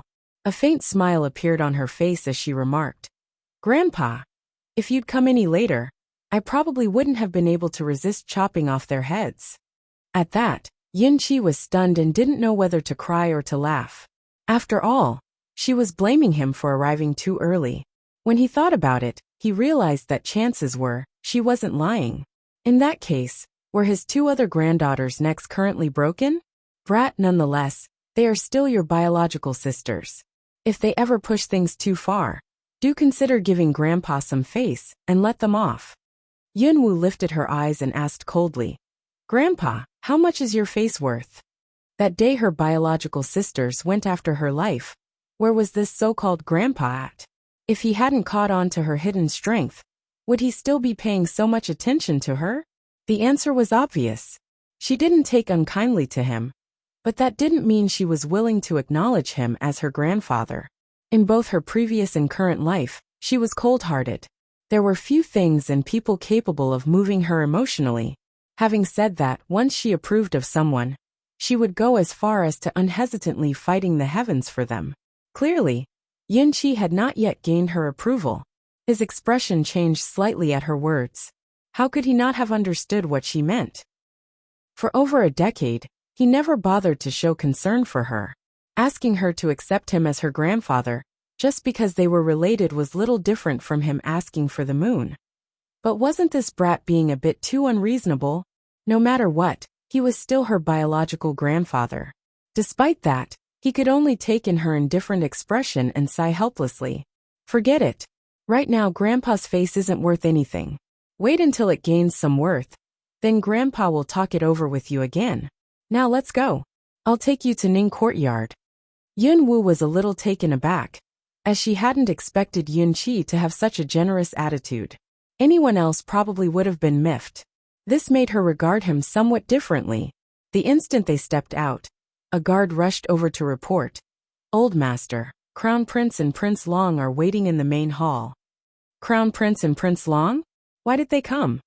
Yun Qi furrowed his brows. Crown Prince? Yun Wu's eyes narrowed slightly. She had traversed and woke up in a whipped and lacerated body, courtesy of this very Crown Prince. Coupled with the fact that his biological mother was the most likely the Empress of Zhou dynasty. Yun Wu was quite curious about this Crown Prince. Grandpa, I'll go with you, she said. Yun Qi glanced at her and seemed to have noticed something, but he didn't ask and instead nodded. Let's go. While we're at it, I need to talk to His Highness about your participation in the tournament that will start on the day after tomorrow. Yin Manor's main hall was rather spacious, and of course lavishly furnished. 20 chairs, each made from precious, ancient sandalwood, were divided evenly into 2 rows of seats, their intricately carved legs planted on the plush red carpet that adorned the floor. 2 individuals were already seated inside the hall. Sitting in the master seat was Zhou dynasty's crown prince, Zhou Tianyu. The 4-clawed dragon embroidered on his golden yellow robes was fierce and ferocious looking, which in turn accentuated his lofty identity. He was quite handsome, but lurking in his seemingly tranquil eyes was a gleam of sharpness that normal people would fail to detect. Evidently, this crown prince wasn't a simple man. When he saw Yun Qi walk in with Yun Wu in tow, he continued to placidly sip his tea. Your old subject pays his respects to your highness the crown prince. Yun Qi cupped his hands together and bowed to Zhou Tianyu, his attitude neither humble nor arrogant. In response to Yun Qi bowing instead of kneeling, Zhou Tianyu merely gave a gentle smile, and his lofty attitude from earlier disappeared instantly. He said, Elder, there is no need to be so courteous. We are troubling you with our sudden visit. Do sit down. At the crown prince's prompting, Yun Qi took a seat in one of the side chairs, and Yun Wu followed suit. She had not uttered a single word since they entered, so Zhou Tianyu couldn't help but raise an eyebrow. Looking up, his gentle yet perceptive gaze fell on her. Which Yin family's miss might this be? Yin Lingyi one had no sons and 9 daughters, but the only ones worth noting were the trio of exceptionally talented ones. This brat too is the 9th miss named Yun Wu. Because she was born with a weak body constitution, she has had little interaction with outsiders. She is still ignorant of multiple courtesies. This old subject requests that your highness and Prince Long show leniency, lest she behaves out of conduct. Yun Qi explained. At the same time, he had conveniently provided an excuse for Yun Wu's lack of greeting. 9th, that sickly good-for-nothing from the back mountain? Zhou Tianyu's brows furrowed lightly, and in his eyes, a touch of disdain took root. However, he quickly covered it up before saying, So it's the 9th Mississippi yesterday. I heard Elder Yin intends to have you participate in the tournament? Would the 9th Miss's body be able to withstand it? Yun Wu replied, her voice imbued with fragility. This subject is most grateful for your highness's concern, and will make every effort as to not hinder my 3 sisters. 9th Miss has such determination. That is indeed good. But, Zhou Tianyu hesitated. Your highness, please be at ease. The brat is only sickly, because she has led a sedentary life. This year's tournament shall serve as an opportunity for her to gain experience and exercise. Nothing more, Yun Qi said loudly. The way he worded it was very astute. Dropping the topic, Zhou Tianyu turned his head to speak with the man sitting beside him. Long San 3. This is Yin family's 9th Mississippi. During the tournament, you must take good care of her. I shall place her safety in your hands. The man had his face hidden behind a black face veil, and his voice was particularly unpleasant to listen to. It sounded like his vocal cords were severely damaged. Okay. I will definitely protect Ninth Miss well. After briefly sifting through her acquired memories, Yun Wu found no impressions of this Long San. Yun Qi, on the other hand, frowned. Prince Long was actually Long Su Kingdom's third prince but due to an inauspicious divination from the kingdom's imperial preceptor, the prince was sent as a child to Zhou dynasty, where he became an exchanged prince. Alas, 15 years ago, a sudden fire broke out and ruined both Prince Long's countenance and meridians, so he became a complete good-for-nothing. Him protect Yun Wu? Wasn't the crown prince clearly implying that a good-for-nothing should be paired with another good-for-nothing? Needless to say, that didn't settle well with old Master Yin. This subject is most grateful for your highness's good intentions, but I will be fine following my three sisters. I won't bother Prince Long. Without warning, she broke off as violent coughs racked her body. Immediately catching on from the gleam in her eyes, Yin Qi abruptly deepened his frown and feigned alarm. Brat, you just had to insist on accompanying me here. Now that you've seen His Highness's grandeur, hurry back to rest. Focus on recovering your health. The tournament is in 2 days. One stunned moment later, Yun Wu couldn't help but want to give Yin Qi a big thumbs up. To be capable of getting the message that effortlessly, what a veteran indeed. Up until he spoke, she had been coughing so hard that her complexion paled, giving off the impression that she just might suddenly cough to death. She left, staggering the entire way out. Courtesies? From beginning to end, not once did she give a proper salute. Zhou Tianyu stared after her departing back. Although he harbored no blame, the disdain and contempt in his eyes increased. However, even in his dreams, he would never have imagined this good-for-nothing. He was belittling to be a heaven-defying talent, who was already at the early stage of rank 5 practitioner. On a small, remote hilltop in the back mountain, upon leaving Yin Manor's main hall, Yun Wu's previous infirmity was nowhere to be found. Leaning down, she plucked a blade of grass and left it to dangle from her lips. She fell backwards onto the grass, folded both hands behind her head, and crossed her knees. The morning sunlight catered to her comfort. How troublesome. When she heard about the crown prince's arrival, she had tagged after Yun Qi, so she could watch and learn. Plus, she wanted to see for herself how elegant and graceful this crown prince she had supposedly tried to curry favor with was 5. After the encounter, she couldn't resist the contemptuous sneer that curved her lips. Although he could be considered handsome, the way she saw it, he was nothing more than mediocre and simply incomparable to that man. Speaking of that man, she had not seen him since that night. 6 out of nowhere, Long Qingxia's strikingly attractive and bewitching face surfaced in her mind. Her eyes snapped open in shock. Damn, why must he keep appearing in her thoughts? All of a sudden, a drifting breeze carried the sound of soft footsteps to her ears. Her austere eyes flashed. Without delay, she flipped one of her hands over and steeply shot out 2 silver needles.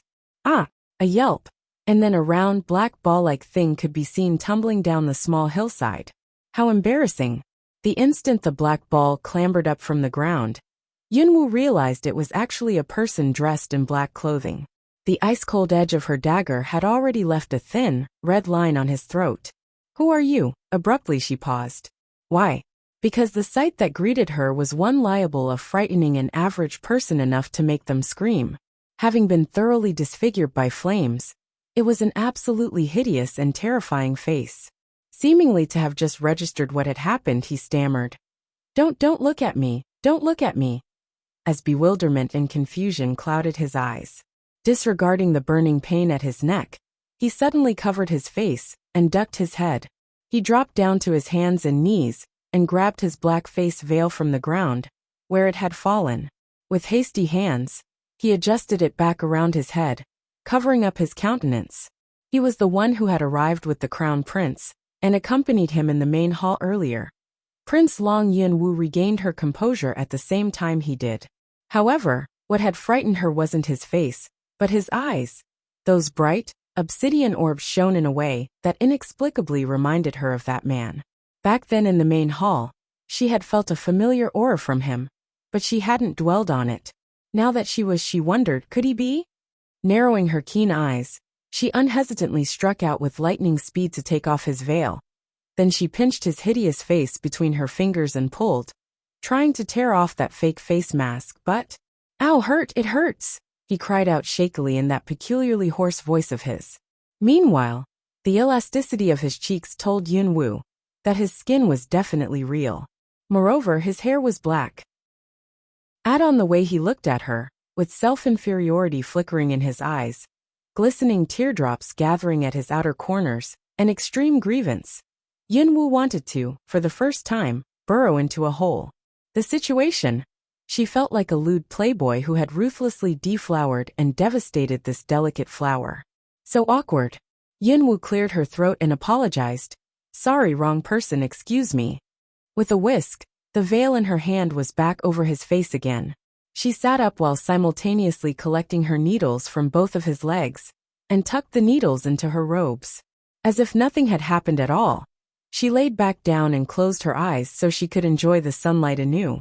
A coarse voice stammered, but Yunwu didn't open her eyes. Even so, she knew that he had furtively took a seat beside her. Hearing no response from her prompted him to sneakily shift his butt closer, slowly drawing near. Can I? If you dare come any closer, I'll cut you in half," she threatened coldly as she opened her eyes to stare at the black-clothed man, who had already nestled his body next to hers. Fright. Evidently, she'd frightened him so much that he carelessly rolled down the narrow hilltop again. Truth be told, Yunwu's disposition had always been chilly. Towards many things, she was calm and indifferent. But today, her mood was likely a bit uncontrollable due to the embarrassment from before. Again that black ball clambered up and started weakly. Finally, she couldn't stand it anymore. Her eyes flew open and she glared at him coldly, barking. What? If it weren't for her leaning forward and stealthily probing his meridians earlier, when she was picking out her needles from his legs, confirming that his ruined meridians were without foundation, she wouldn't have allowed him to inch closer, and closer again. The man trembled for a moment. I'm sorry. Yunwu really couldn't understand him. How could a big ol' man like him get scared just from that? Unsure herself whether it was due to annoyance or soft-heartedness, she said, All right, stop trembling. Whatever you want to say, just say it." I'm sorry my face scared you," was the reply, making her knit her brows together. Scared her? Did it? If all it took to scare her was a face, what was she still doing in this world? Plus, her own experiences were beyond anything anyone could ever imagine. It didn't. To me, appearance, whether it be beautiful or ugly, is but a sheet of human skin. She shot him a glance, and didn't bother gauging his expression. After saying her part, she stuck another blade of grass between her lips, and continued to absorb the warm sunlight.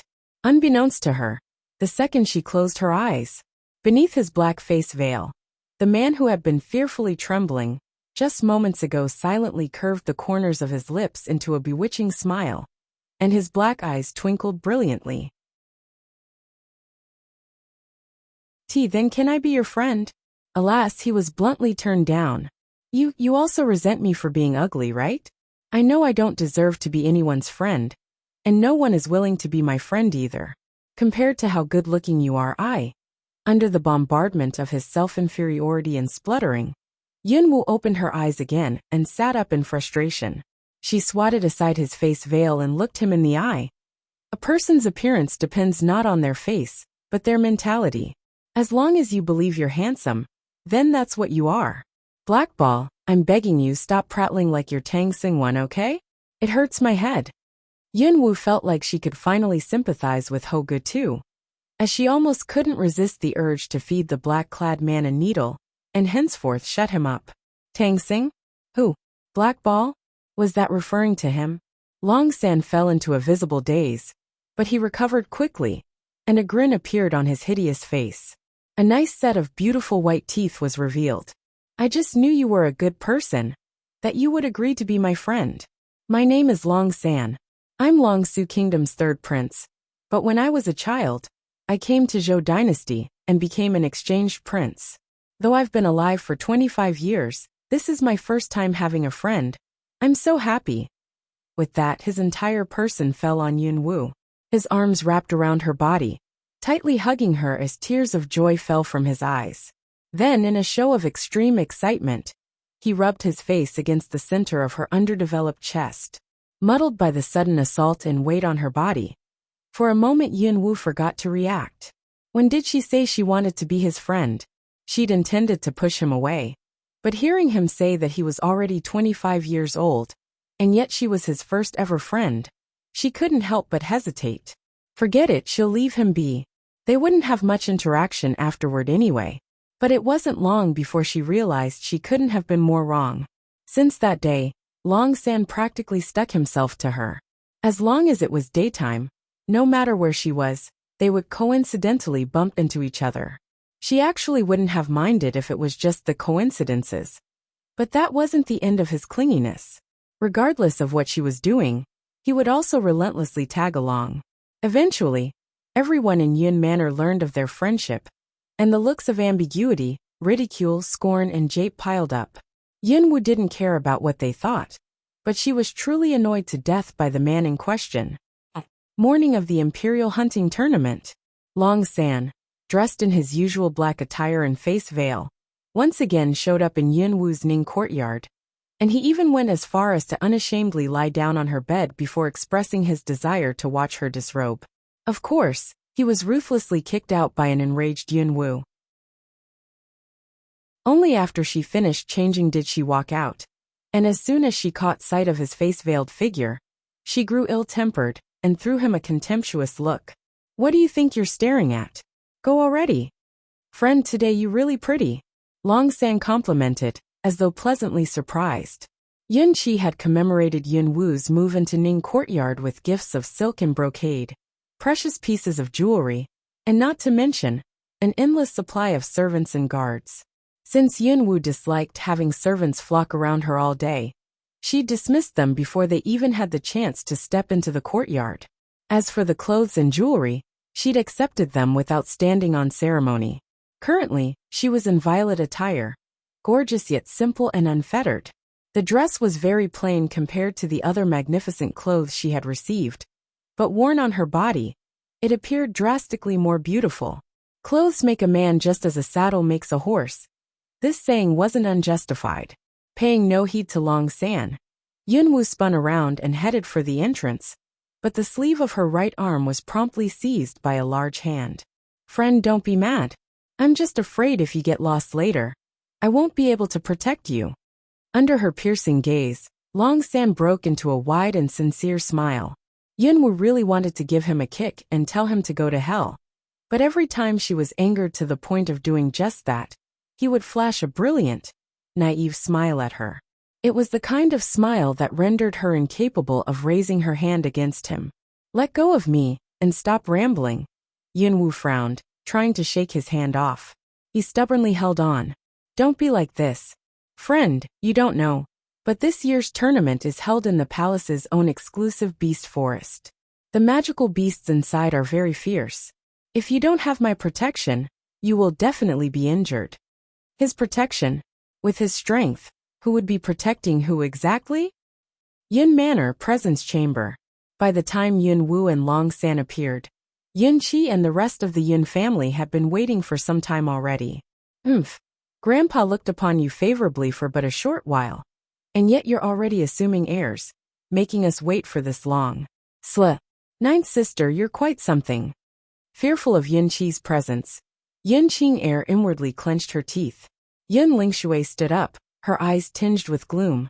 "Don't waste your breath on her. Doesn't she know that the envoys from the palace arrived long ago?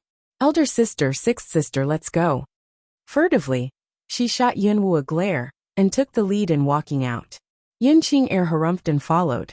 When she passed by Yunwu, she threatened in a low voice, "You'd better be careful. If I catch you alone during the tournament, I guarantee you'll be taught a good lesson." A while back, the eldest Miss Yun Qing'er was sent to study at Wuxia Institute, and returned recently, so she could participate in the tournament. She'd heard about the happenings in the manor, and therefore, the sight of Yunwu caused Yun Qing'er's beautiful eyes to flash with coldness. However, Yun Qing'er's charming face quickly reverted back to its usual expression of benevolence, accentuating her pure white attire perfectly. She gently bid Yunqi farewell and left.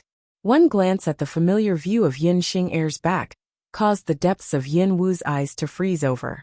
In Yin Wu's past life, she had cared for and loved a woman as she would a close sister. That woman was San Feng, who later betrayed and put her to death. In this life, it wasn't much different, slitting Yin Wu's tendons and throwing her off a cliff to feed wild beasts. Yin Wu hadn't forgotten this debt, not at all. During the tournament, perhaps she, Yin Wu, would be the one settling accounts instead. Yunqi noticed the cold light in her eyes and felt a bad premonition. He furrowed his brows. Brat, Grandpa's face may not be worth anything, but could you consider it a little and not be so angry? Hearing that, Yin Wu smiled and replaced the frost in her eyes with their normal fragility. I know how to hold my temper. Grandpa, there's no need for you to send me off yourself. I'll be fine just following my three sisters out. Without waiting for his response, she turned around and stepped out. Long San walked behind her, his pace neither too slow nor too hasty. He had heard every word of the exchange. Beneath his black veil, the corners of his lips lifted into a sneer, and his devilish eyes gleamed with icy bloodthirst. Was his woman someone to be provoked at will? The entrance of the imperial palace, a dozen or so carriages, each and every one luxurious, could be seen, and over 20 beauties were already standing at the side. The Yin family's large carriage stopped and immediately drew everyone's attention. Evidently, they were waiting for the three eminent Yun misses. Yun General Manor was Zhou Dynasty's #1 martial family. They were a bit late to arrive, but who would dare rebuke them? However, when they saw not only the three misses, but also Yin Wu and Long San alight from the carriage, the spectators all broke into disdainful laughter and ridiculing whispers.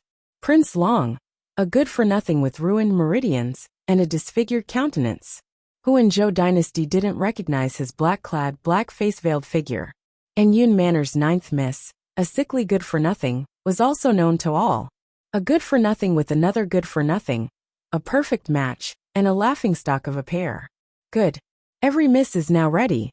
Please follow after this humble servant. A eunuch instructed softly and respectfully before leading the group of 20-some females away.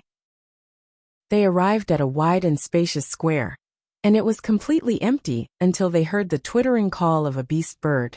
Several pairs of eyes turned to the sky, and then quite a few people exclaimed in shock. Beast bird mounts. 8 gigantic bird beasts were in flight. It wasn't until they landed that 8 gray-robed men came into view, each sitting atop their respective beasts. In their hands, they held onto ropes that were attached to the collar-like loops around the beasts' necks. Yin Wu drew upon her acquired memories. It seemed that this foreign world had an occupation called the beast trainer, which was what she assumed these gray-robed people were. Beast trainer.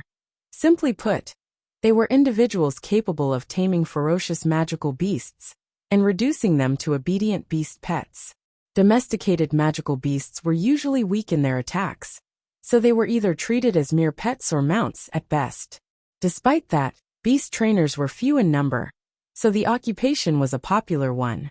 For the imperial family to have flying mounts was not unusual, but starting out with 8 at once showed that the imperials were quite extravagant. Except, wasn't the tournament this year being held in the palace's exclusive beast forest? Why were there flying mounts? Young misses, if any of you are ready, please come up. Don't worry, it's very safe. The mounted beast trainers reassured and laughed kindly. The eunuch immediately started to arrange the seating, and soon, the group was split into 8 and settled onto the mounts, after which the beast trainers urged the bird beasts into the air. The feeling of wind blowing in their faces elicited expressions of excitement and wonder from the misses, while Yin Wu, on the other hand, was apathetic from beginning to end. To her, these domesticated flying beasts were no different from livestock, and utterly incapable of rousing her interest.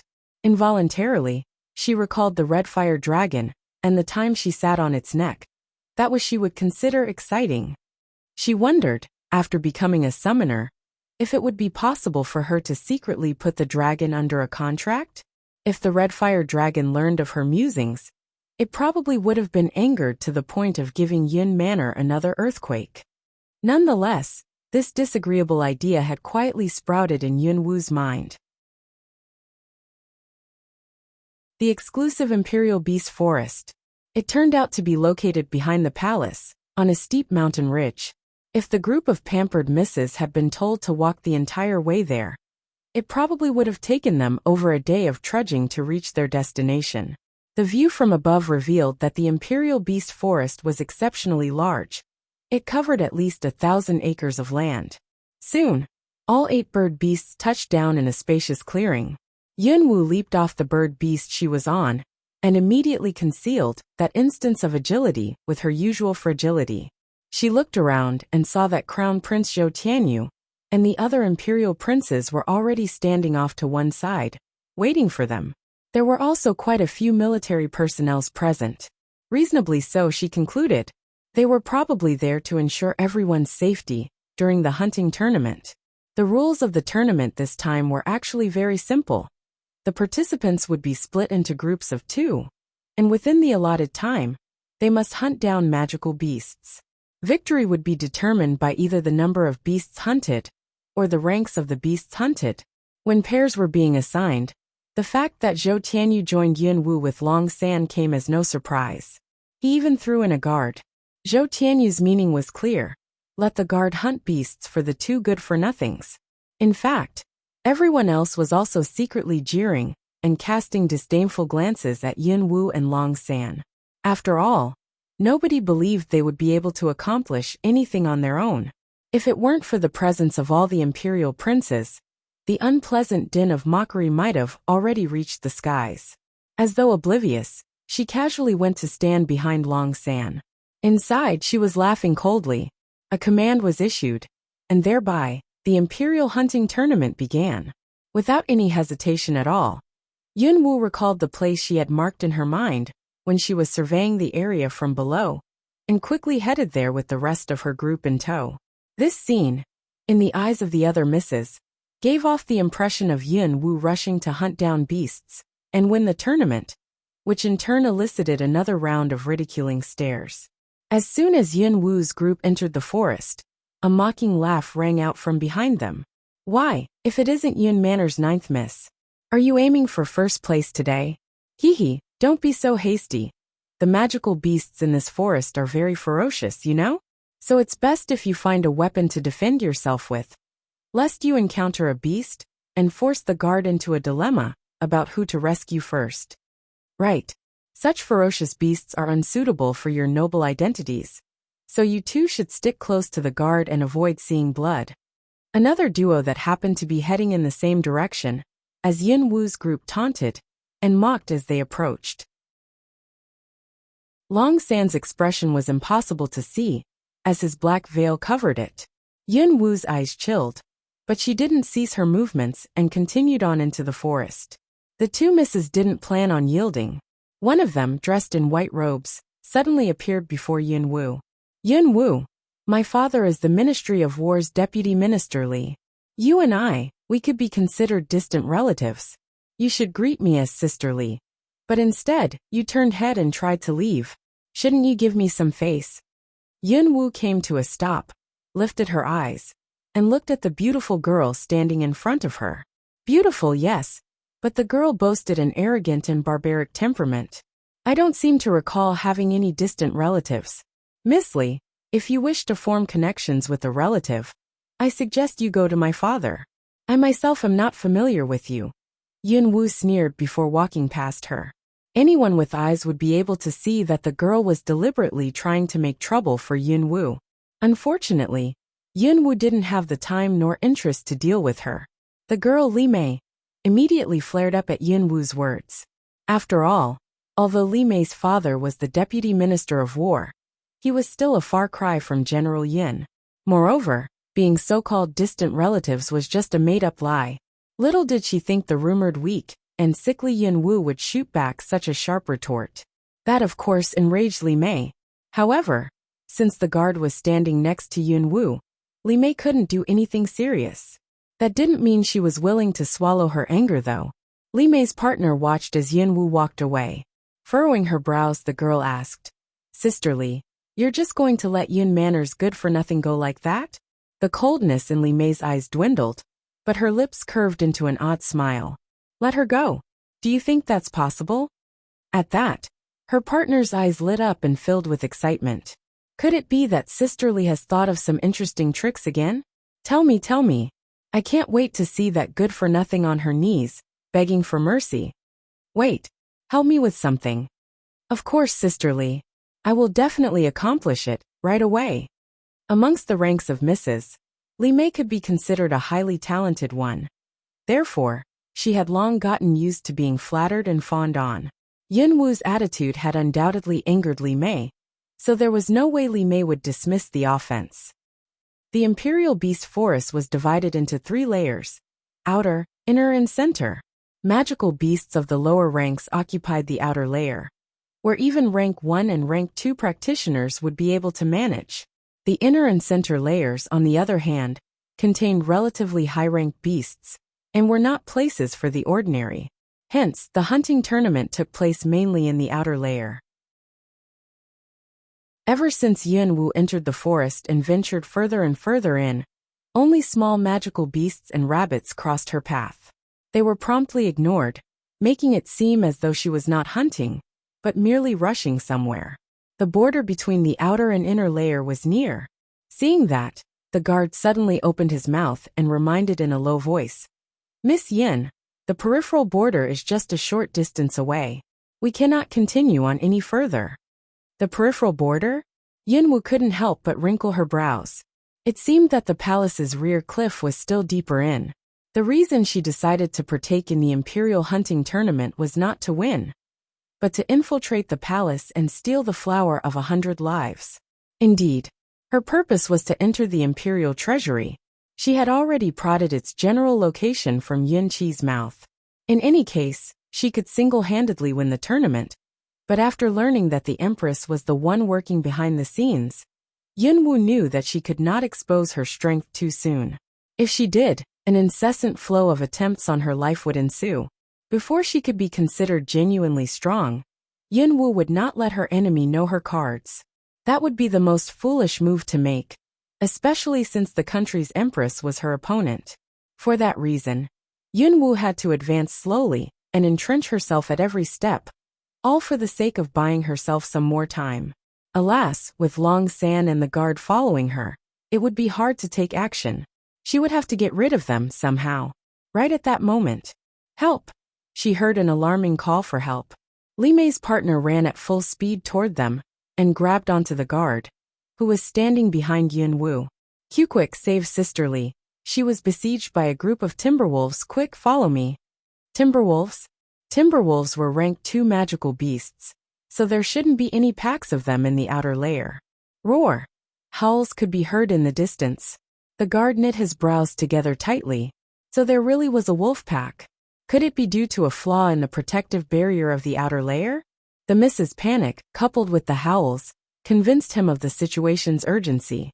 Casting a glance over Long San and Yun Wu, the guard frowned and said, "Prince Long, Miss Yin, please wait here for a while. This subordinate will return soon." The two were good-for-nothings. If anything happened to them, he could just blame it on their own feebleness. Miss Li, however, was the deputy minister's daughter. If anything happened to her, the guard would have to bear all the consequences. Without waiting for a response from Yun Wu and Long San, he turned and left with the girl. How could Yun Wu possibly not know what the guard was thinking? Her eyes flashed. One day, she would show the entire world what a real good-for-nothing looked like. Turning her head, she glanced at Long San and said, "What are you still standing here for? You're not going to follow along and take a look?" "Friend, you want me to go take a look?" Long San asked instead of answering. Beneath his black veil, his eyes were shining brightly. For a second, a touch of familiarity once again swept through Yun Wu's heart, but before she could speak, Long San grinned. All right. Friend, if you want me to go take a look, then I'll go take a look. But you can't go anywhere. Wait for me to come back and protect you." Hardly had his voice faded away, before his black-robed figure disappeared without a trace. Was he really a good-for-nothing?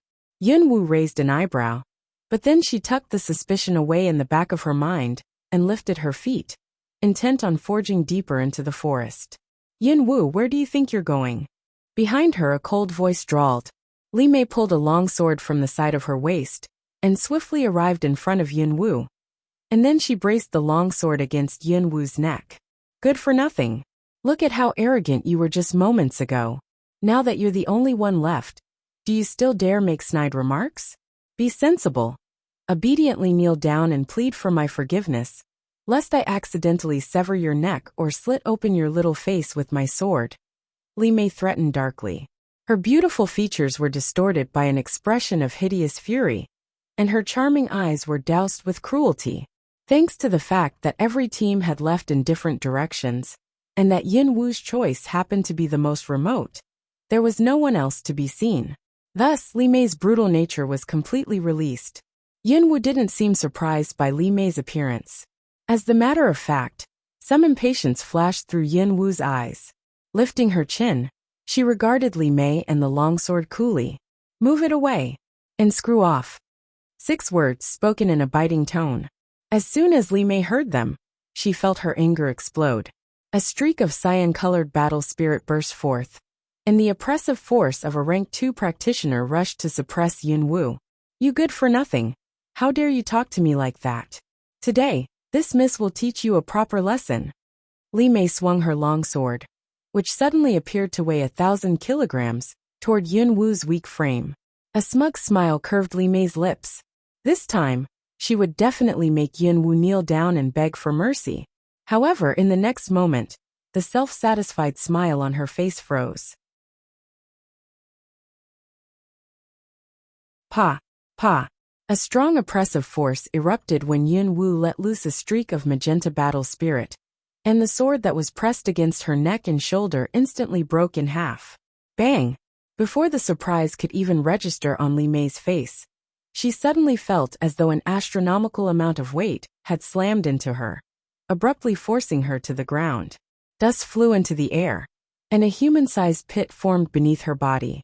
If this scene had been witnessed by other people, they would undoubtedly be unable to resist sucking in a breath, and they would be seized by an inexplicable sense of panic.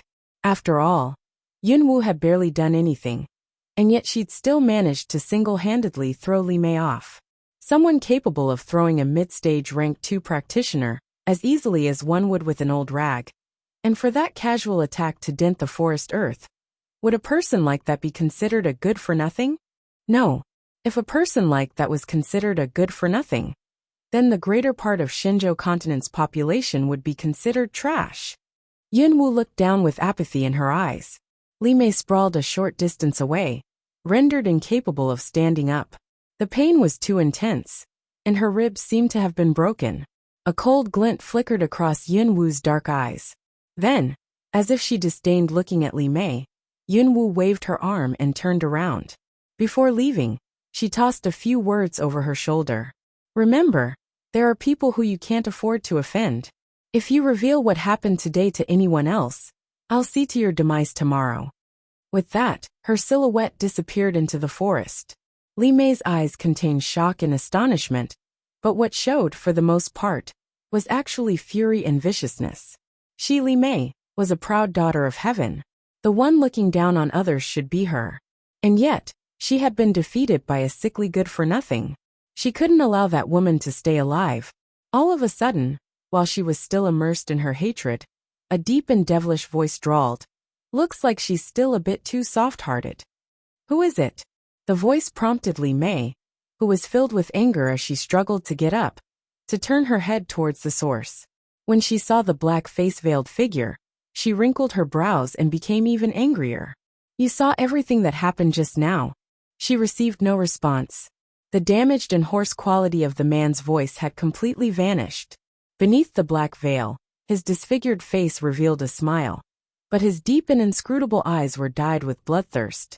"Of course, if the little pipsqueak decides to leave something unfinished, I'll clean it up for her. I will not allow any incidents to occur, so enjoy your trip." Li Mei was stunned. She wondered what he meant by that. But in the next moment, her pupils suddenly contracted, as though she had seen a demon crawl up from hell. An expression of absolute terror struck her.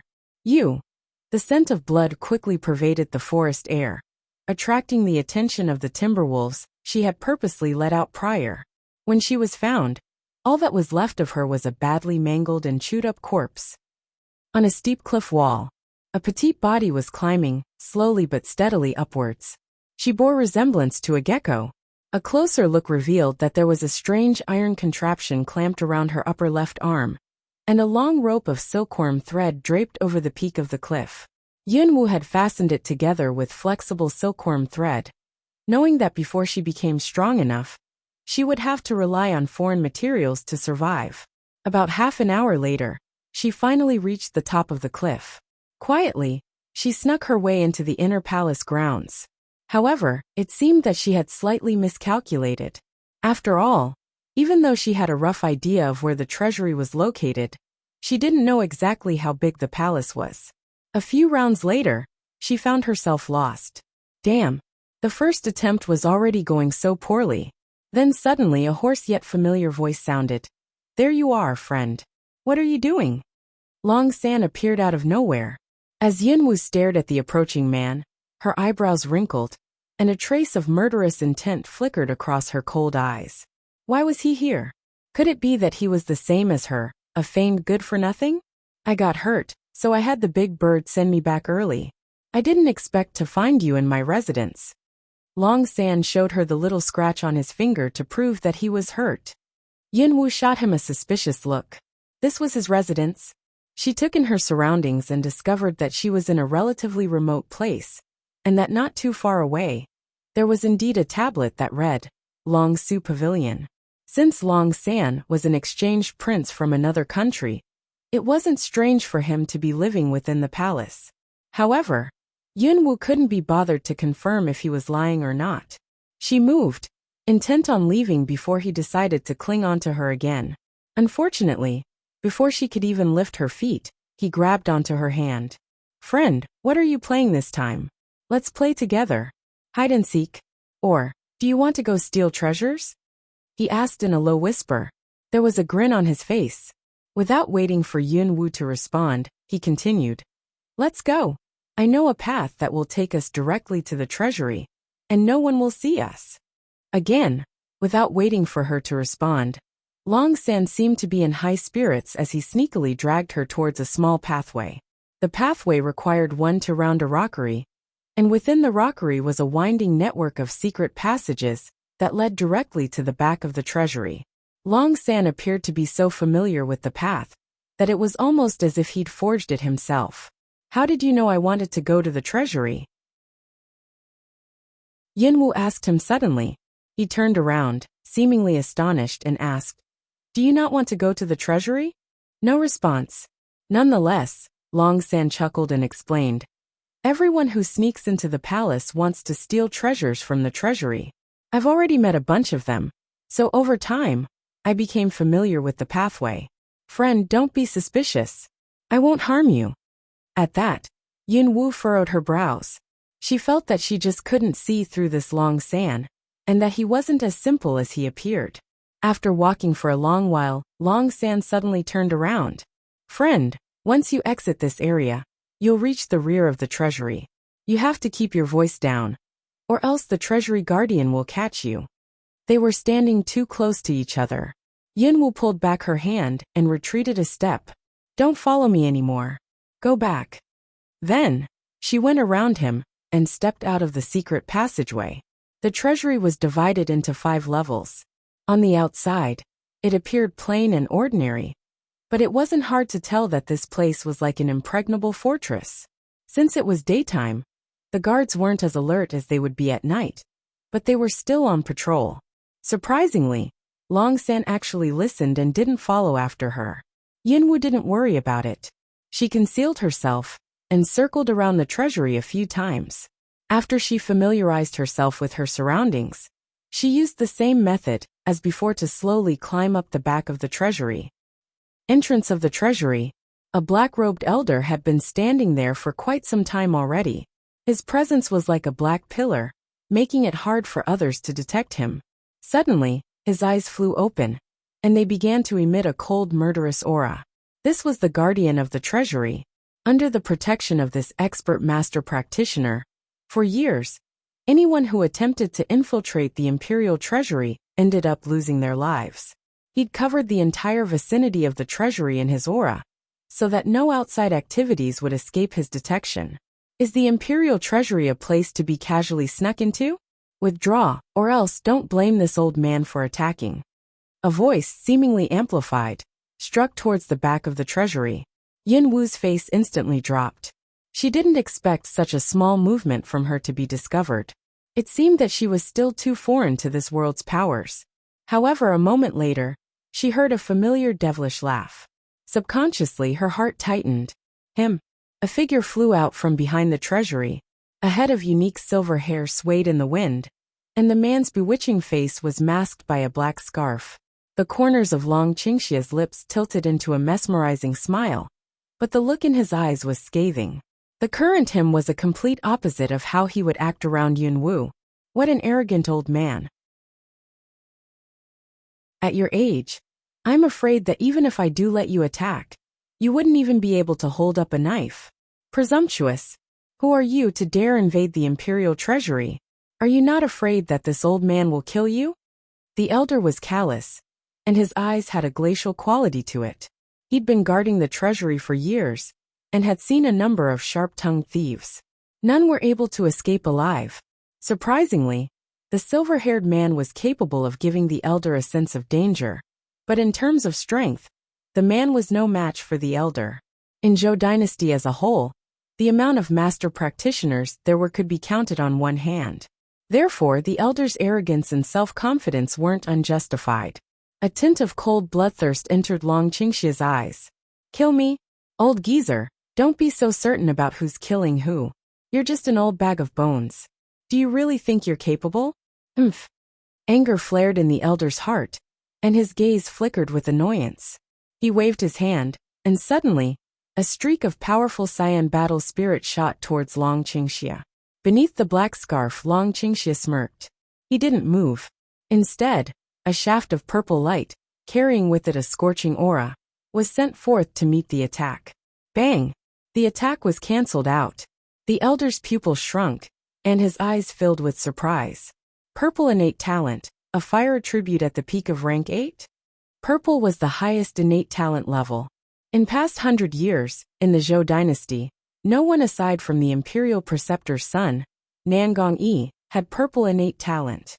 Unexpectedly, this thief did.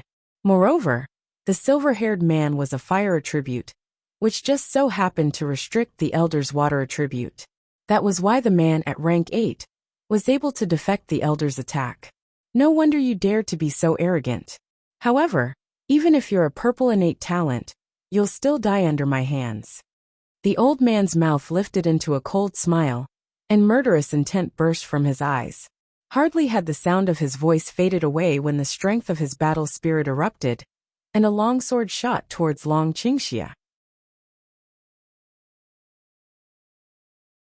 Just from the first attack, it was easy to tell that Long Qingxia had really angered the old man. The attack was alarmingly quick, decisive, and it would be near fatal if it hit. And yet, the devilish smile on Long Qingxia's lips remained unmoved. Then, right before the old man's anger was completely provoked, Long Qingxia finally showed signs of defeat and began to retreat, trying to escape. Is the palace a place you can come and go as you wish?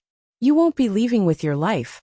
The old man harumphed and gave chase, a determined expression plastered on his face. This naturally attracted the attention of the other guards, and in a flash, the entire palace fell into a state of vigilance. The situation around the treasury was the opposite. It became calm and quiet. Yin Wu was lying prone against the roof of the second floor and had, of course, witnessed everything.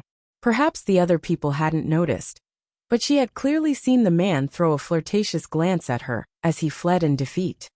Was he luring the treasury guardian away for her? If so, then she'd be lying if she said that her heart was unaffected by his actions. But there was no time for her to ponder. Since he managed to buy her some time, she had to hasten and grab what she wanted from the treasury first. As she'd expected, even the windows of the treasury were made of iron and steel. The only way to get in was through the entrance. Fortunately, She had already made preparations before coming. She threw some strong handmade corrosive powder in an arch towards a sealed window. Promptly, the steel began to corrode and soon, a gap wide enough for her small body to fit through was formed. "Friend, I'm here." Suddenly, Yunwu saw a long ladder plunk down against the wall, and a black-robed Long San appeared beside her. Looking at the man on the ladder, Yunwu's lips twitched, and she had to tightly fist her hands together to suppress the urge to reach out and choke the man to death. This bastard. Did he take the imperial treasury for his backyard? At this time, he was still coming to make trouble for her? "Friend, just now I went to the emperor's inner courtyard and set it on fire. The palace must be in chaos right now, so we'll be able safe to steal from the treasury," Long San said in a happy tone. His pearly whites were visible from behind his black face veil. When Yunwu heard his words, she was stunned. He didn't follow her, because he went to set a fire? "Didn't I tell you to go back?" "I did go back. Didn't I go back to set the fire?" At that, she was rendered speechless. Sometimes, she wondered if her moment of soft-heartedness back then had been a mistake or not. Without saying much more, she squeezed her small body into the opening she had made for herself and vanished from sight. She had deliberately made the opening the mere size of her own body. That way, Long San wouldn't be able to follow her in. She didn't turn back to check because the moment she entered, she was blinded by all of the gold and treasures she found. Boxes of gold, silver, jewels, golden leaves. A quick sweep of the place told her that the second floor had at least a few hundred square meters of space, all filled up. "Wow, so many treasures." Long San's murmur suddenly sounded from behind her. Yunwu spun around and saw that he had already entered from the window, and the opening she had crawled in through was visibly wider than before. What happened? Her eyes flashed coldly as she raised an eyebrow. As a killer, she was much more vigilant and perceptive than normal people, and yet she hadn't been able to detect him. Was he really as harmless and weak as he appeared? Under her gaze, Long San trembled a bit. He stuffed something into her hands as he stammered. You dropped this. "I copied what you did, don't be angry. I won't do it again." It was the bottle that contained her corrosive powder. However, she clearly remembered putting it back into her pocket. Had she really been careless and dropped it? Knitting her brows, she glanced at him and didn't respond. After she tucked the bottle away, she headed for the stairs that led to the treasury's 4th floor. The first 2 floors contained common gold and silver. The 3rd floor had some rare and precious medical herbs. The flower of 100 lives should be on the 3rd floor then. "Friend, are you mad at me? I promise I won't pick up the things you dropped again. Even if I do, I'll tell you. Can you not be mad at me? If you don't shut up, I'll sew your lips together," Yunwu threatened in a low voice. "If you agree to not be mad at me anymore, I'll send my lips up for you to sew," he fawned. Yunwu suddenly didn't know whether to laugh or to cry. Then, without wasting any more time, she quickly searched her surroundings. She didn't know how long Qingxia would be able to distract the treasury guardian, so she had to hurry. Otherwise, if the treasury guardian came back and found her, she would be in trouble. With her current level of strength, she wasn't his match. Unfortunately, even though every nook and corner was checked and double-checked, she still couldn't find the flower of 100 lives. 4th floor. When Yunwu stepped foot onto the 4th floor, all of the thick and densely packed books she saw made her dizzy. The flower of 100 lives mostly likely wouldn't be found here either. However, she did notice something odd. The books were all either general history records or common training manuals. Logically, shouldn't the higher floors hold the more important and valuable objects? Couldn't these books have been placed in a common library? Why were they in the treasury? When she turned a dark corner, a certain bookshelf caught her eye. Her steps faltered, and she squinted slightly. She saw that on the bookshelf, there was a set of books that bore covers with designs similar to the Dragon Ascension scroll. Perhaps others would see it as a very ordinary book of prophecy, but Yunwu found it too special to miss. This was the pattern that had followed her for 2 lifetimes after all. She was very familiar with it. General Record of Shenzhou Continent. Yunwu grabbed the dusty book and ran her gaze over it a few times. It had an ordinary title and equally ordinary contents. Despite that, She didn't know why, but the instant she picked up the book, she felt the pandemonium palace inside of her sea of consciousness react. Unfortunately, the current her was incapable of getting in touch with the pandemonium palace, so she didn't know what was going on. Either way, it didn't matter. She planned on taking book away with her.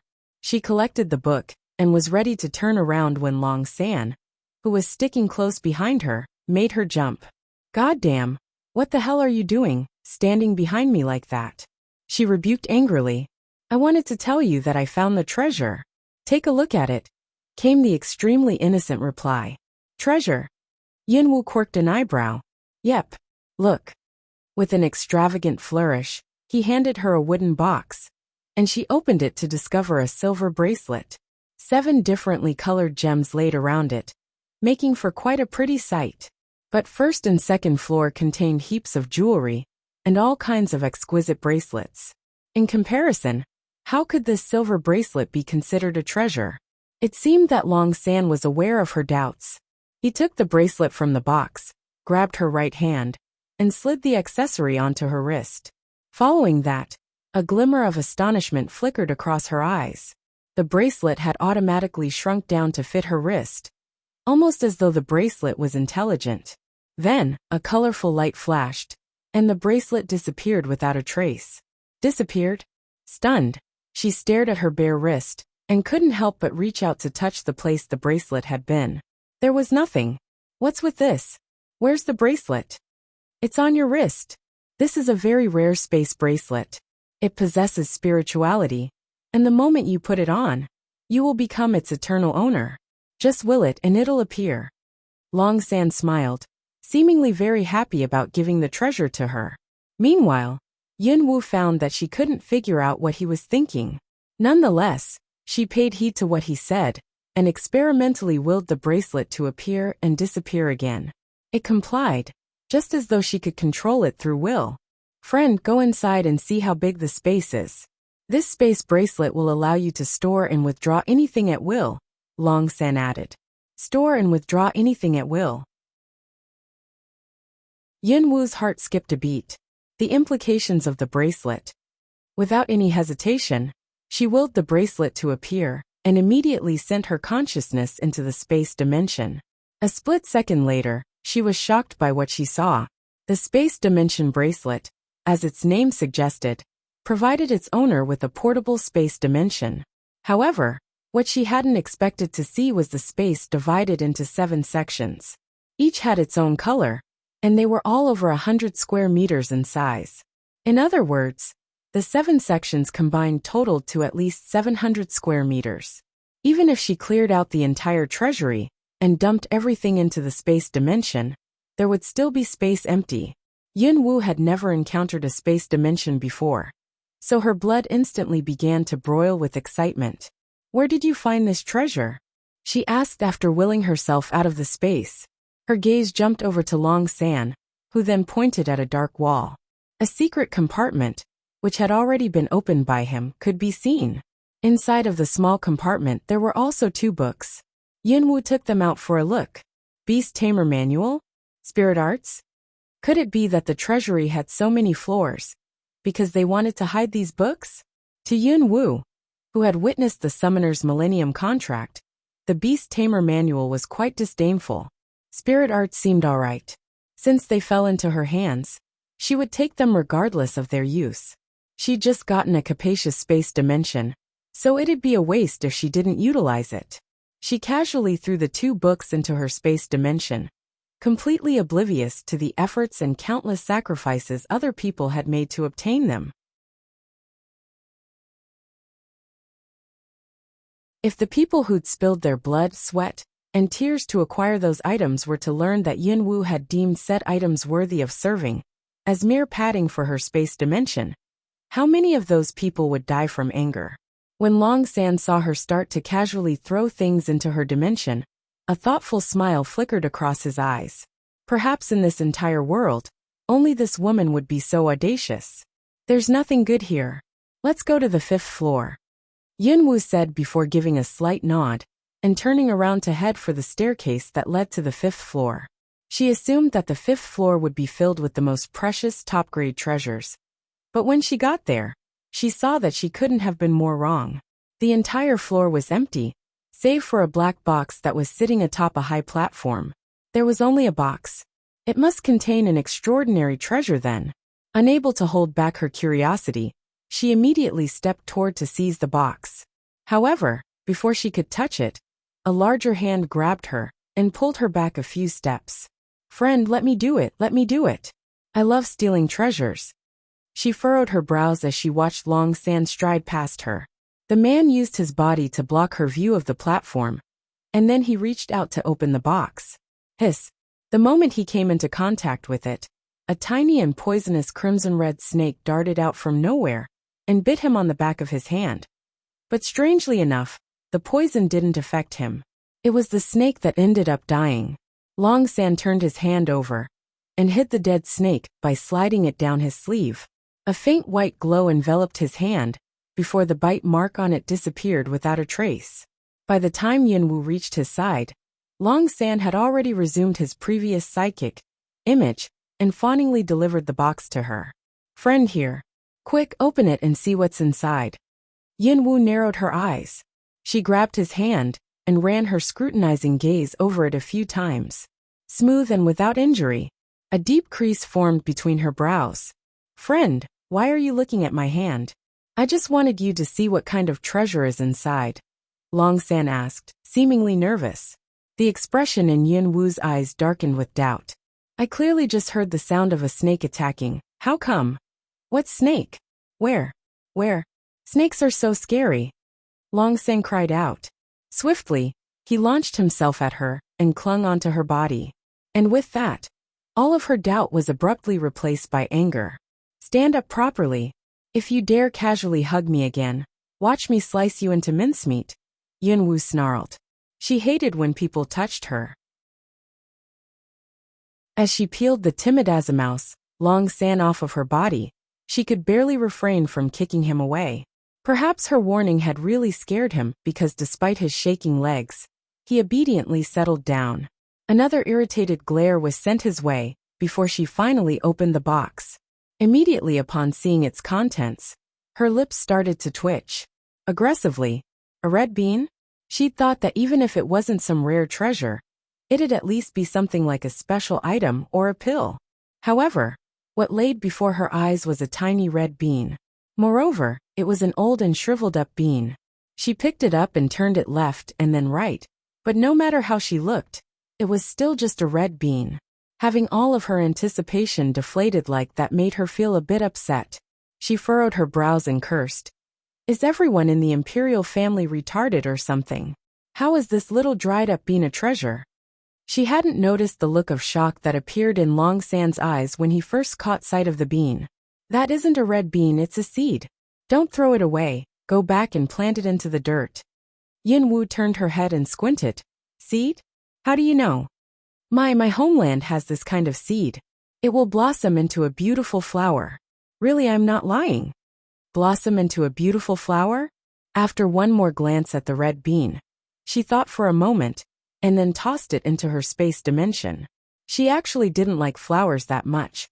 But if she could one day live a life of leisure, then she wouldn't mind taking the seed out to help her nurture her own temperament.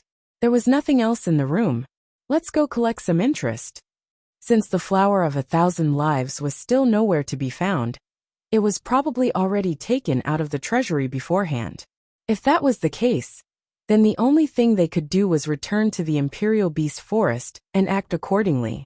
By the time they reached the 3rd floor, Long San had already understood what she meant by interest. Anywhere she went would be swept bare, and soon, the 3rd floor was left with only empty shelves. This level of cruelty made even him raise his eyebrows. By the time they reached the 2nd floor, Long San, who was standing behind her, was wearing a funny smile on his face. His eyes were dyed with its usual devilish glow as he murmured to himself, "What a cute little pipsqueak." Again, with just a few waves of her hand, everything was thrown into her space dimension.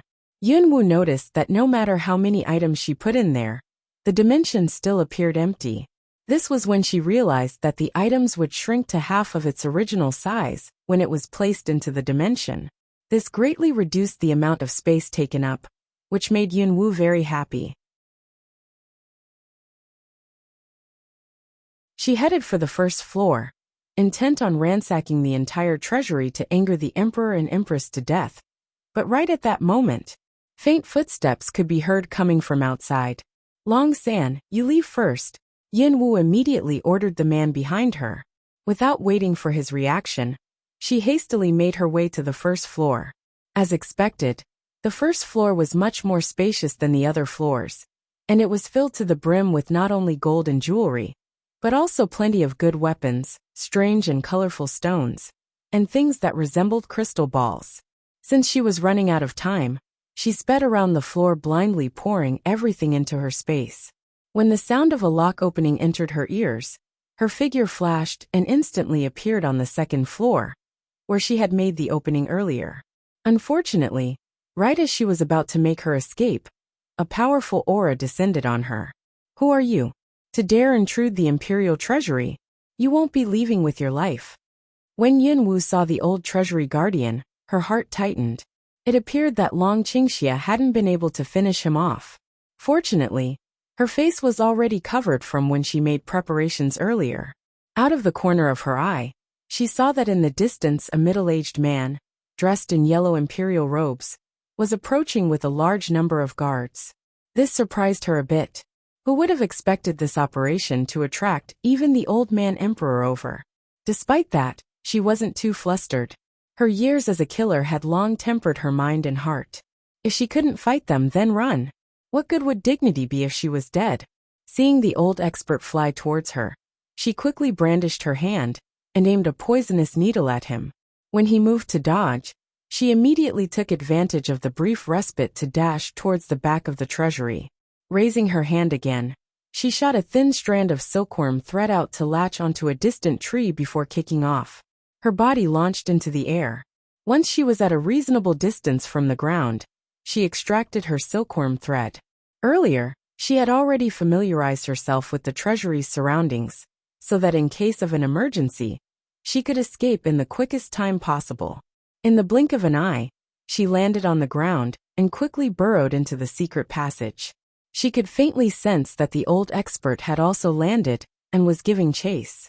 She decided against escaping through the path she had arrived, lest she bump into Long San and drag him into this mess with her. Fortunately, the passage branched off elaborately, so she randomly picked a route to follow. Only, it seemed that her luck wasn't very good. As soon as she left the passage, she found herself on a cliff. It was a dead end. And not long after she left the passageway, the old expert also emerged. Child, let's see where you can run to now. The cold voice carried with it traces of anger. The old expert's face was very gloomy, as if he had really been thoroughly provoked. Without waiting for her to respond, a ray of cyan battle spirit flashed, and he manifested 3 blue arrows. They shot towards Yunwu at an alarming speed. Her face fell, and she quickly released a burst of magenta battle spirit. She manifested a sword and intended to deflect the arrows with it. Clang! Clang! Clang! The sounds of sharp collisions. Yunwu only felt a strong force push against her, before she was forced back a few steps. What valiant strength! Give me your life! The old expert raged as a powerful aura began to rise. Again, 3 arrows appeared and flew towards her. A sense of crisis took over Yunwu, and she tried to use her sword to deflect the arrows again. But, clash! The sword broke. All 3 arrows went straight for her chest, and she subconsciously fell back. However, she'd forgotten that she was on a cliff. The moment she lost her footing, she felt an arrowhead break through her spirit armor and sink into her chest, where excruciating pain began to spread. At the same time, one of her poisonous needles also hit the old expert, causing his expression to change drastically. As she'd said before, anyone who wanted to take her life must pay in blood. The scene of her falling off the cliff just so happened to be seen by Long Qingxia, who had been hurriedly making his way to her. Instantly, murderous bloodthirst dyed his deep eyes as his rage soared to the heavens. You dare hurt her? An earth-shattering roar of anger, akin to a wild beast's, cut through the air. Then, a shaft of strange light shot out from both of his eyes, and before the old expert even had time to panic, his body was suddenly blown into pieces. Blood, organs, and guts splattered everywhere. Long Qingxia's devilish face was extremely cold as he stepped past the gore and unhesitantly leaped off the cliff. Layers upon layers of mist shrouded the area below as he plunged downwards. Under the sharp pain coming from her chest, Yunwu felt a moment of sluggishness. However, it would take more than that to kill her.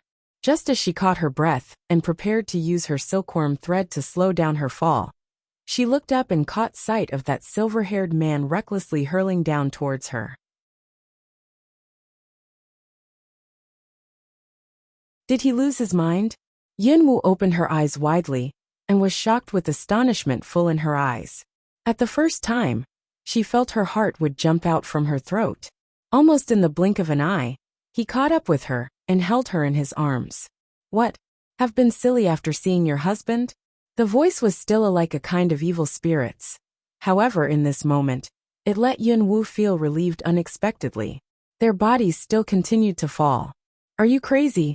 The Yunwu frowned and looked at him. The Long Qingxia gave a wicked smile. Yeah, I've been crazy since I met you, and I'm afraid I'll never get over it, so you should be responsible. Then Yunwu's heart fluttered. However, she also heard such words in the previous life, and the heartbreak due to being betrayed made her dare not to embark on the affection again. Facing to him, she was in an emotional turmoil. She couldn't know him anything anymore. She raised her left hand that wore, and a silkworm thread was fired out of the iron contraption on the wrist in an instant. It swooshed and went up straightly. It did not wait for Long Qingxia to make a reaction, and their bodies suddenly stopped and immediately swung in midair. I can't afford what you want, so now it's a life for a life, and we don't owe each other, Yunwu indifferently said, withdrew the line of sight, and controlled the speed of the decline of this silkworm thread. A life for a life. Long Qingxia raised his eyebrow and looked at Yunwu. He could recognize she was touched at that moment. But why did she relapse into usual apathy in a twinkling of an eye? He had investigated all what had happened to her in the last 15 years. She barely had contact with men, so it was impossible that she fell in love with another man. However, he always felt that her heart was full of a kind of indifference, experiencing numerous vicissitudes. As if her not only froze her heart, but also locked it in the deepest depths of the abyss, not giving anyone the opportunity to touch. Long Qingxia was surprised by her change, but he had said that he was going to make her fall in love with him. You little girl, really make your husband sad, Long Qingxia whispered as a touch of tenderness and love slowly flashed across his eyes. At that time, the slowly falling two bodies stopped again. The silkworm thread was not long enough. Yunwu knitted her eyebrows and looked up at Long Qingxia. Take the swords. Use them and climb down along the cliff by yourself. When she finished her words, two long swords appeared out of nowhere in the right hand of Yunwu. How about you? I'll figure it out on my own. Still have no way, huh? Then hand over yourself to me and rely on me. Long Qingxia laughed.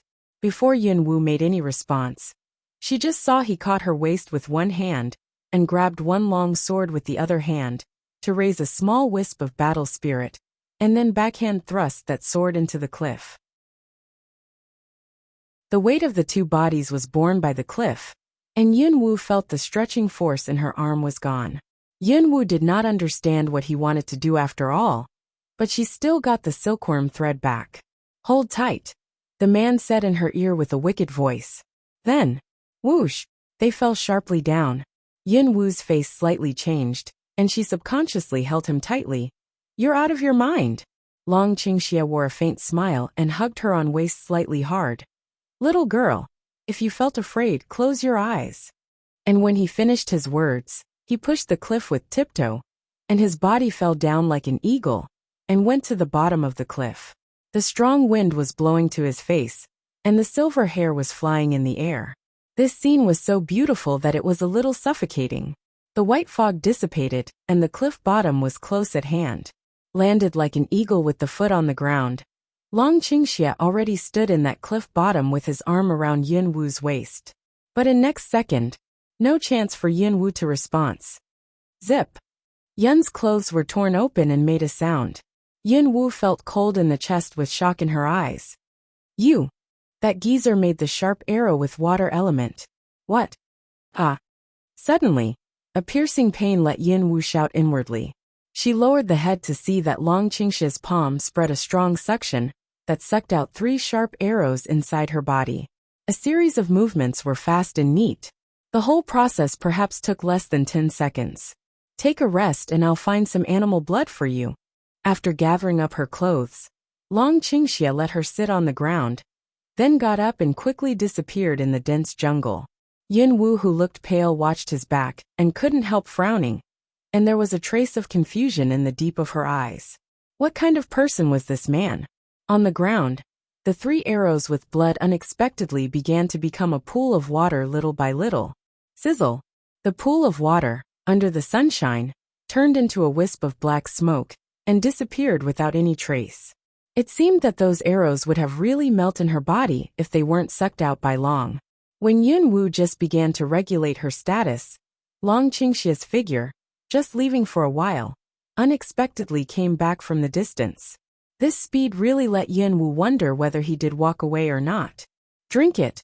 Long Qingxia pushed a jade bowl with warm animal blood in it to the side of her mouth. Yin Wu looked up, met his inscrutable and deep eyes, stretched out her hand to take over, and raised head to drink up that bowl of disgusting animal blood with bad smell. Perhaps because the body was dead, Yin Wu felt that this small wound not threaten her life. But the blood was helpful to preserve her present body. Even it was disgusting, she had to drink it. Thank you. When the bowl was handed back to him, Yin Wu thanked him in a low voice. Long Qingxia lifted the corner of mouth, sat on the ground beside her, and was close to her. Come here, have a nap and replenish some strength. It will take some strength to get out of this evil beast forest. Evil beast forest? Yin Wu looked around and found the trees were high. The grass was thick and light was dim, so they should be in the middle of the forest. It was seemed that they should drop into the evil beast forest.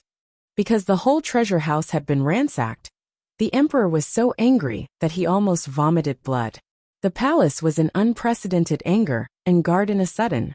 In particular, when the guards for searching found that the old man was blown up into parts on the edge of the cliff, a storm was set off in the whole palace once again. Therefore, the emperor immediately called many military generals and courtiers, and intended to discuss a plan to chase the thieves. At the hall, almost every courtier was here, even including the old master Yun Qi, who had been called into the palace, and was standing in front of the courtiers at that moment. The emperor Zhou Batian was in his 50s and sitting in a high position. At that time, he had a serious face full of worry, looking at a middle-aged man in a white robe at the hall, and asked in a deep voice, Imperial Preceptor, about today's disaster happening to the palace, have you gotten any result from the divination? Do you know who did it? Hearing the words of Zhou Batian, many present courtiers naturally put their eyes on the man in a white robe. The middle-aged man was the imperial preceptor of the Zhou dynasty, known as the first prophet of God, and it was said that he had the ability to divine the past and the future. At the same time, he was also one of the few master practitioners in Zhou dynasty, and even had great talent of blue rank. Nangong Shui looked at the divination situation on the ground and knitted his eyebrows. After a long while, he waved his hand and picked up the divinatory symbols on the ground. Your Majesty, the disaster of today is the effect of a cause that the royal family planted 15 years ago. According to divination, ransacking the treasure house today is just a beginning, and from now on, there will be. Nangong Shui did not go on telling the next part. Hearing his words, the ministers present began to whisper. The deputy minister of war said, Imperial Preceptor, since you can divine those, you should also be able to divine who did it. Now the most important thing is to catch the thief. Yeah, whatever the cause and effect is, as long as the thief is caught, all thing will be solved. But at that time, Yun Qi, standing in the first place, opened his mouth. Imperial Preceptor unexpectedly predicted this kind of result, which can only show that things are certainly not so easy. You shouldn't be so hurry. Firstly, let us listen to Imperial Preceptor's next words. Yun Qi's words made Nangong Shui have a soft smile. Long time no see, dear General Yun. Yun Qi saluted by cupping his hands and said in a husky voice, "Cut the crap. Tell us all results of your divination." Because of Yun Qi's power and identity, it was natural that no one dared to say anything. It is the unknown divination that has never appeared before. It is even I that cannot fully understand the meaning of the divination. Therefore, there are no next words. The sagacious eyes of Nangong Shui was full of deep helplessness. Zhou Batian frowned and put on a sulky face. Imperial Preceptor, what do you mean about the unknown divination? Is the disaster of Palace the price paid for the cause and effect that you said? Those words, as if with the force of the invisible majesty, made all the ministers fall silent in a moment and lower their heads. Obviously, everyone felt the emperor's hidden anger at that time. In addition to 1 point, Zhou Batian also had the peak strength of the 9th rank. In the face of both strength and power, the weak and the courtiers must lower heads and submit. Nangong Shui was still calm and indifferently said, "Your Majesty, I can't understand that divination, but I watched the stars last night and divined that a summoner would show up in our Zhou dynasty in the near future." Hearing that it was impossible to figure out the divination, Zhou Batian had a sullen look, but with the words behind, a flash of shock and ecstasy came into his eyes. Summoner? The people present all were very surprised in the moment of hearing that. Summoner? That hadn't happened in hundreds of years, and it almost became a legend. However, the Imperial Preceptor's divination had never been wrong. So would the Zhou dynasty really have a summoner soon? In that case, the Zhou dynasty would be able to dominate the other 2 kingdoms, or even to annex them. If only the summoner had been roped in. At the thought of this, the matter that the treasure house was ransacked, and the death of the master practitioner, seemed unworthy of being mentioned in an instant. Imperial Preceptor, where is the summoner you mentioned now? Zhou Batian asked in a slight hurry. As Nangong Shui waved his white robe, a white mist appeared in the sky. He slowly said, "If my divination wasn't wrong, the summoner to be born soon will bring about a double-sided effect on the Zhou dynasty." What is a two-sided effect? Zhou Batian asked. Enemy or friend? This choice depends entirely on that summoner. If he is a friend of Zhou dynasty will step up to a higher level. However, once he becomes an enemy, it will be the end of the Zhou dynasty. You mean, once he chooses to be our enemy, the Zhou dynasty will be destroyed? Yun Qi was somewhat shocked. The country would be destroyed? This time, not only Zhou Batian changed his face, but all the courtiers present instantaneously showed a look of fear.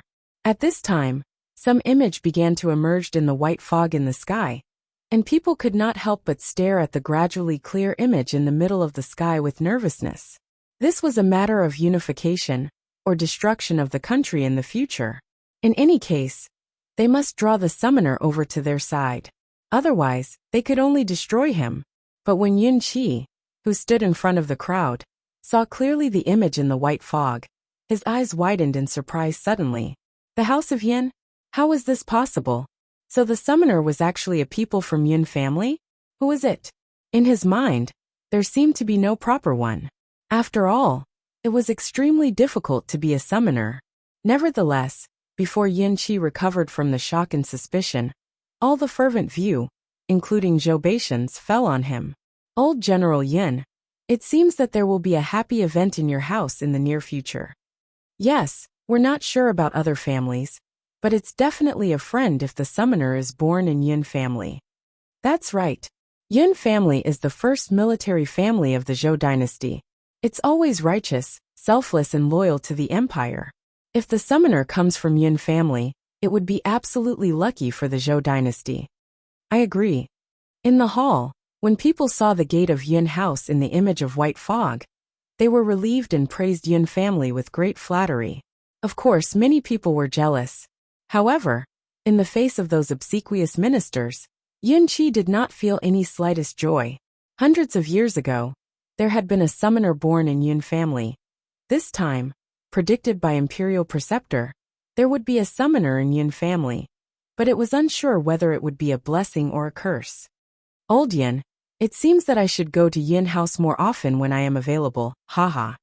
A touch of indescribable emotion flashed across Zhou Beishan's eyes, as he burst out laughter on the spot. With the forthcoming summoner of Yin family, the unification is just around the corner. Congratulations, Your Majesty. When an old minister finished his words, the other ministers present immediately congratulated together loudly and kneeled down to Zhou Batian. Only Nangong Shui and Yin Qi stood still. This was a world-respecting strong men. As long as one was strong enough, he didn't need to kowtow to the emperor. This was a privilege of the strong men. Therefore, it was normal that Nangong Shui and Yin Qi didn't kneel. Well, stand up then. I learned that many descendants, including 4 girls from Yin family, from ministers participated in today's hunting competition. You accompany me to watch it.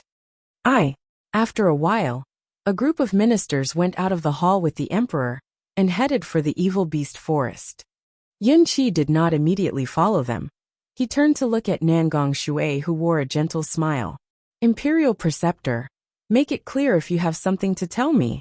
A smile flashed across the wise eyes of Nangong Shui.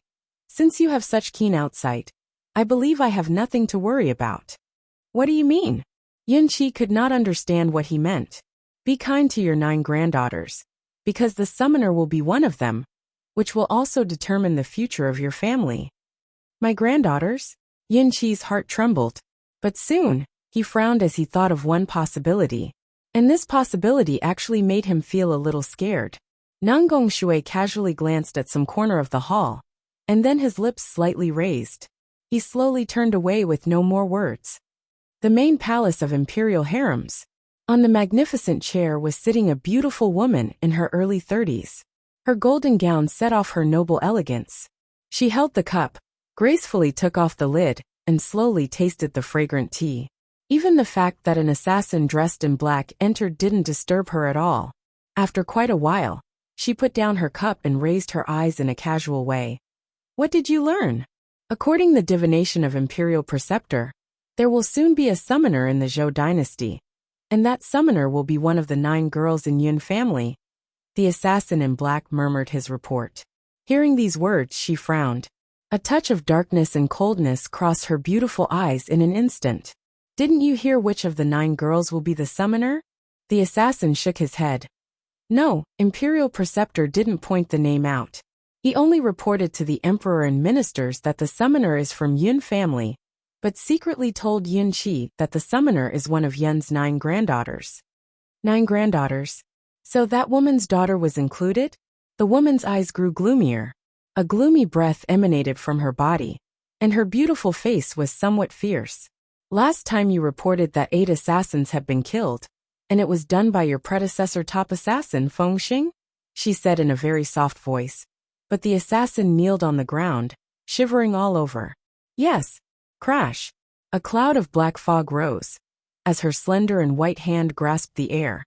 The seat next to the assassin was pinched to pieces for no reason. The weird force made the assassin's face pale, and his heart trembled fiercely. I'm incompetent. Punish me, my queen. His voice was quivering with fear. The woman's eyes were narrowed, while the black pupils changed slowly into purple, became a straight line, and seemed extremely bloodthirsty and ferocious. If I punish you, I'm afraid you couldn't get out of here alive. Thank you for your kindness, my queen. Go back and tell your master. Bring Feng Xing into the palace for me, whatever you do. As soon as the soft words were said, she waved her hand, and the broken chair beside assassin caught black fire. In a few seconds, there was no residue left after a light wind blew. The assassin quivered, and hurried away respectfully with fright. Deep in the evil beast forest, this area belonged to the range of advanced evil beasts. Just as Long Qingxia said, she really needed a lot of physical strength to get out of this area of evil beast forest. Just like now, as soon as they came in the forest, they were surrounded by a group of 4th-rank fire wolves. Ferocious green light shined in their gloomy eyes in the dark forest. Their bodies were red, and their fangs were sharp. The surrounding air temperature soared as the wolves howled and threw flames out of their tails. As soon as these wolves appeared, the dragon ascension scroll in her mind had given her information. 4th rank fire wolf. Lived in groups with fire property, strong offensive force and high agility, and its special ability was fire attack. Evil beasts were divided into 9 ranks. The evil beasts above 6th rank owned wisdom, so the evil beasts above 6th rank were high-rank evil beasts. After breaking through the 9th rank, the evil beasts could transform into human form. Of course, it was far more difficult to break through ranks for evil beasts compared with humans. However, the attack power of evil beasts was innumerable times stronger than that of humans of the same rank. Up to now, the evil beasts over the 9th rank hadn't been found in Shinjo continent. It's 4th rank fire wolf. If you can't cope with it, hide behind me. Looking at the fire wolves that surrounded them, Long Qingxia took a step forward, fondled. It won his silver hair and put on a bloodthirsty smile. Thank you, but I've never had the habit of hiding behind others. Yunwu also lifted the lip corner, came up and stood with him side by side. It was not difficult to realize the good mood of Long Qingxia. You're really the girl I like. You're so bold that I can't control my love again. Too much nonsense. Yunwu rolled her eyes upwards. Suddenly, a wisp of purplish-red battle spirit rose. With Yunwu's thought, a sword showed up in her hands. I will break through from the right side, leaving the left and middle parts to you. As the indifferent words were finished, she quickly attacked the wolves with the sword, which was condensed by fighting spirit. Will you reward me after breaking through the siege? Long Qingxia asked with a charming smile. The next second, a strong blue light came out of Long Qingxia. He gripped backhand a long sword with blue light, and rushed into the wolves with the remnant shadow still in situ. Howling, the angry wolves roared. Their roar spread all over the deep forest, and startled countless birds. Flame, wolf roar, sword light fighting spirit mingled with each other at this moment. This scene would absolutely startle the other people if they saw this. It was not easy to deal with the 4th rank wolves, even for a group of 5th rank guards. But now there were only 2 people. This battle was not only a battle of strength, but also one testing the courage to fight desperately. There was no tacit understanding between them at first, but in the course of fighting, they quickly developed a unique tacit understanding. Unconsciously, they trusted each other, and even give their back to each other for protection. When the battle was over, the surrounding soil had been dyed red, and bloody smell diffused. Smelling the blood, other evil beasts in the forest itched for action. Go! Yunwu clenched the blood-stained sword in hand, stepped on the corpses of the fire wolves, and walked in the direction of the periphery. Her clothes were stained with a lot of blood. Although most of them were the blood of fire wolves, she also got hurt by the claws of wolves. Are you okay? Would you like to find a place to clean your wounds and apply the medicine by the way? Long Qingxia's sword had vanished in the air, and he asked Yunwu. His white clothes were also stained with blood, but compared with Yunwu, he just got a few bloodstains by accident. No, we should leave here first. Yunwu inexplicably had a bad feeling in her heart. She felt that some kind of danger was approaching.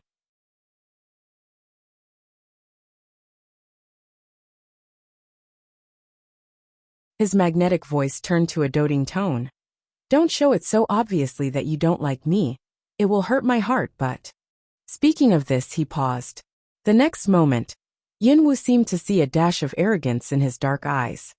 Believe me, in this world, only I can match you, and only you can be with me. What an arrogant tone it was. Yunwu got stunned, and felt a tremor in her heart. Where on earth did his confidence come from? How could he just make such a domineering declaration so proudly with such certainty? I've searched all over the forest and haven't found you. It turns out that this trash is hiding in this remote corner. Shortly after Yunwu reached the periphery of the forest, a sharp voice came. Turning around, she saw Yin Qing'er and Yin Lingshui coming toward her. My third sister, look, this trash is covered with blood. Is she hurt seriously? Yin Qing'er stared at Yunwu teasingly. I heard that at the beginning of the game, you rushed into the woods. So this trash wants to win the game? Yin Lingshui's eyes were cold, but her tone was mocking. Third sister, we have not taught this bitch a good lesson for a long time, so that she has forgotten what is reality. Hearing Yin Qing'er's words, Yin Lingshui sneered. What are you waiting for? As soon as the voice fell, Yin Lingshui drew out a long whip from her waist. She threw the whip at Yin Wu fiercely with a look of contempt and disgust. The look in Yin Wu's eyes turned cold. Yin Qi asked her to show mercy to them, but they came to her first and took the initiative to trouble her. Moving quietly, Yin Wu took the whip with a backhand. She said coldly, "It seems that you really want to die." Yin Lingshui mocked and sneered. "Since you this trash dare talk to me in such a tone, it seems that it is you that want to die." Yellow fighting spirit raised from Yin Lingshui. She intended to withdraw her whip out of the hand of Yin Wu with much strength, but she couldn't. Yin Lingshui frowned, as a trace of doubt flashed across her eyes. She gave another try, but she found that she was still unable to pull back the whip with all her energy. How was that possible? When Yin Qing'er saw this, she also frowned and said, "What are you doing, third sister? There's no need to be merciful to this trash. Otherwise, sooner or later, she'll ride roughshod over us." When Yin Lingshui saw that Yin Qing'er only made some irresponsible remarks beside, a touch of rage raised in her heart. Cut the crap. Why are you standing there still? Yin Qing'er's eyes was gloomy, and she felt dissatisfied with the commanding tone of Yin Lingshui. In fact, she had promoted to the second level of cultivation, and Yin Lingshui was still in mid-term of first level. How could Yin Lingshui command her? But this was not the time to break up with Yin Lingshui. After pulling out her whip, Yin Qing'er threw it straight at Yin Wu with a wisp of fighting spirit. Bang! A deep mark left on the ground. Yin Wu avoided the hit, but Yin Qing'er did not see how Yin Wu did it clearly. Yin Qing'er was angry. "You this trash! I haven't settled the score that you ate my tier 2 pill last time. Today I'll settle all the scores." Yin Qing'er waved the whip fiercely like a snake. Yin Wu dodged without haste, but a touch of coldness flashed across her eyes. "Third sister, don't you intend to explain this matter? Don't you feel shame to make me a scapegoat of you?" Yin Lingshui was stunned, but soon she got angry. "You this trash dared to slander me. A few days ago, Grandpa supported you. But today, I will give up my surname if I couldn't make you cry." Yin Lingshui wanted the tier 2 elemental wind pill originally, but she lost to Yin Qing'er in the bid. As a daughter of lineal descent in Yin family, how could she be willing to lose? So she let people steal it from Yin Qing'er. Only her mother knew about this thing. How could Yin Wu know it? A killing intention rose in Yin Lingshui's heart. This thing must not be known to others. Otherwise, how could she face others proudly? This was a kind of human inferiority. She not only was selfish, but also liked bullying the weak. Feeling her whip could not be pulled back, Yin Lingshui dropped it then.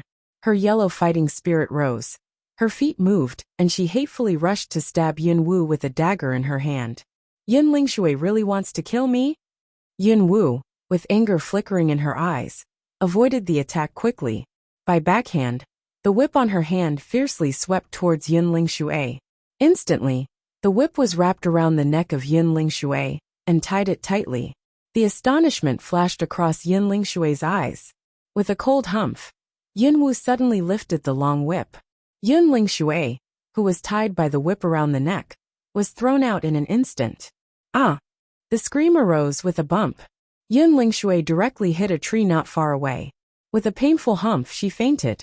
The crisp cracking made it clear that Yin Lingshui broke 2 ribs at least. "Remember, from now on, you will no longer one member of Yin family." There was a hint of satire in her cold voice. At this time, Yin Wu turned her head and looked at Yin Qing'er coldly. "It's your turn." Yin Qing'er's eyes were filled with astonishment. How could she possibly throw away a mid-first level person? She was just a trash without any fighting spirit. "How? You? This trash, where did you steal martial arts from?" Yin Qing'er's eyes were cold, and she waved her whip swiftly toward Yin Wu. "You bitch, you are really addicted to stealing. You stole not only my pill, but also other people's martial arts. If I do not teach you a lesson today, you won't know what the rules of Yin family." The whip came near.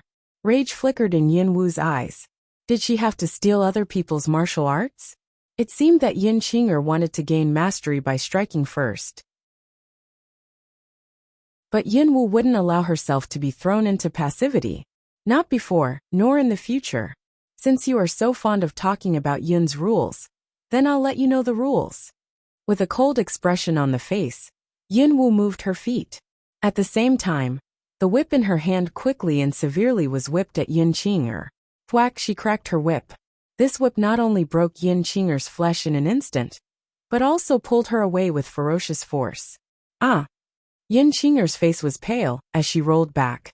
She aroused her fighting spirit and tried to resist the beating. However, the whip penetrated her defensive fighting spirit and directly attacked her body.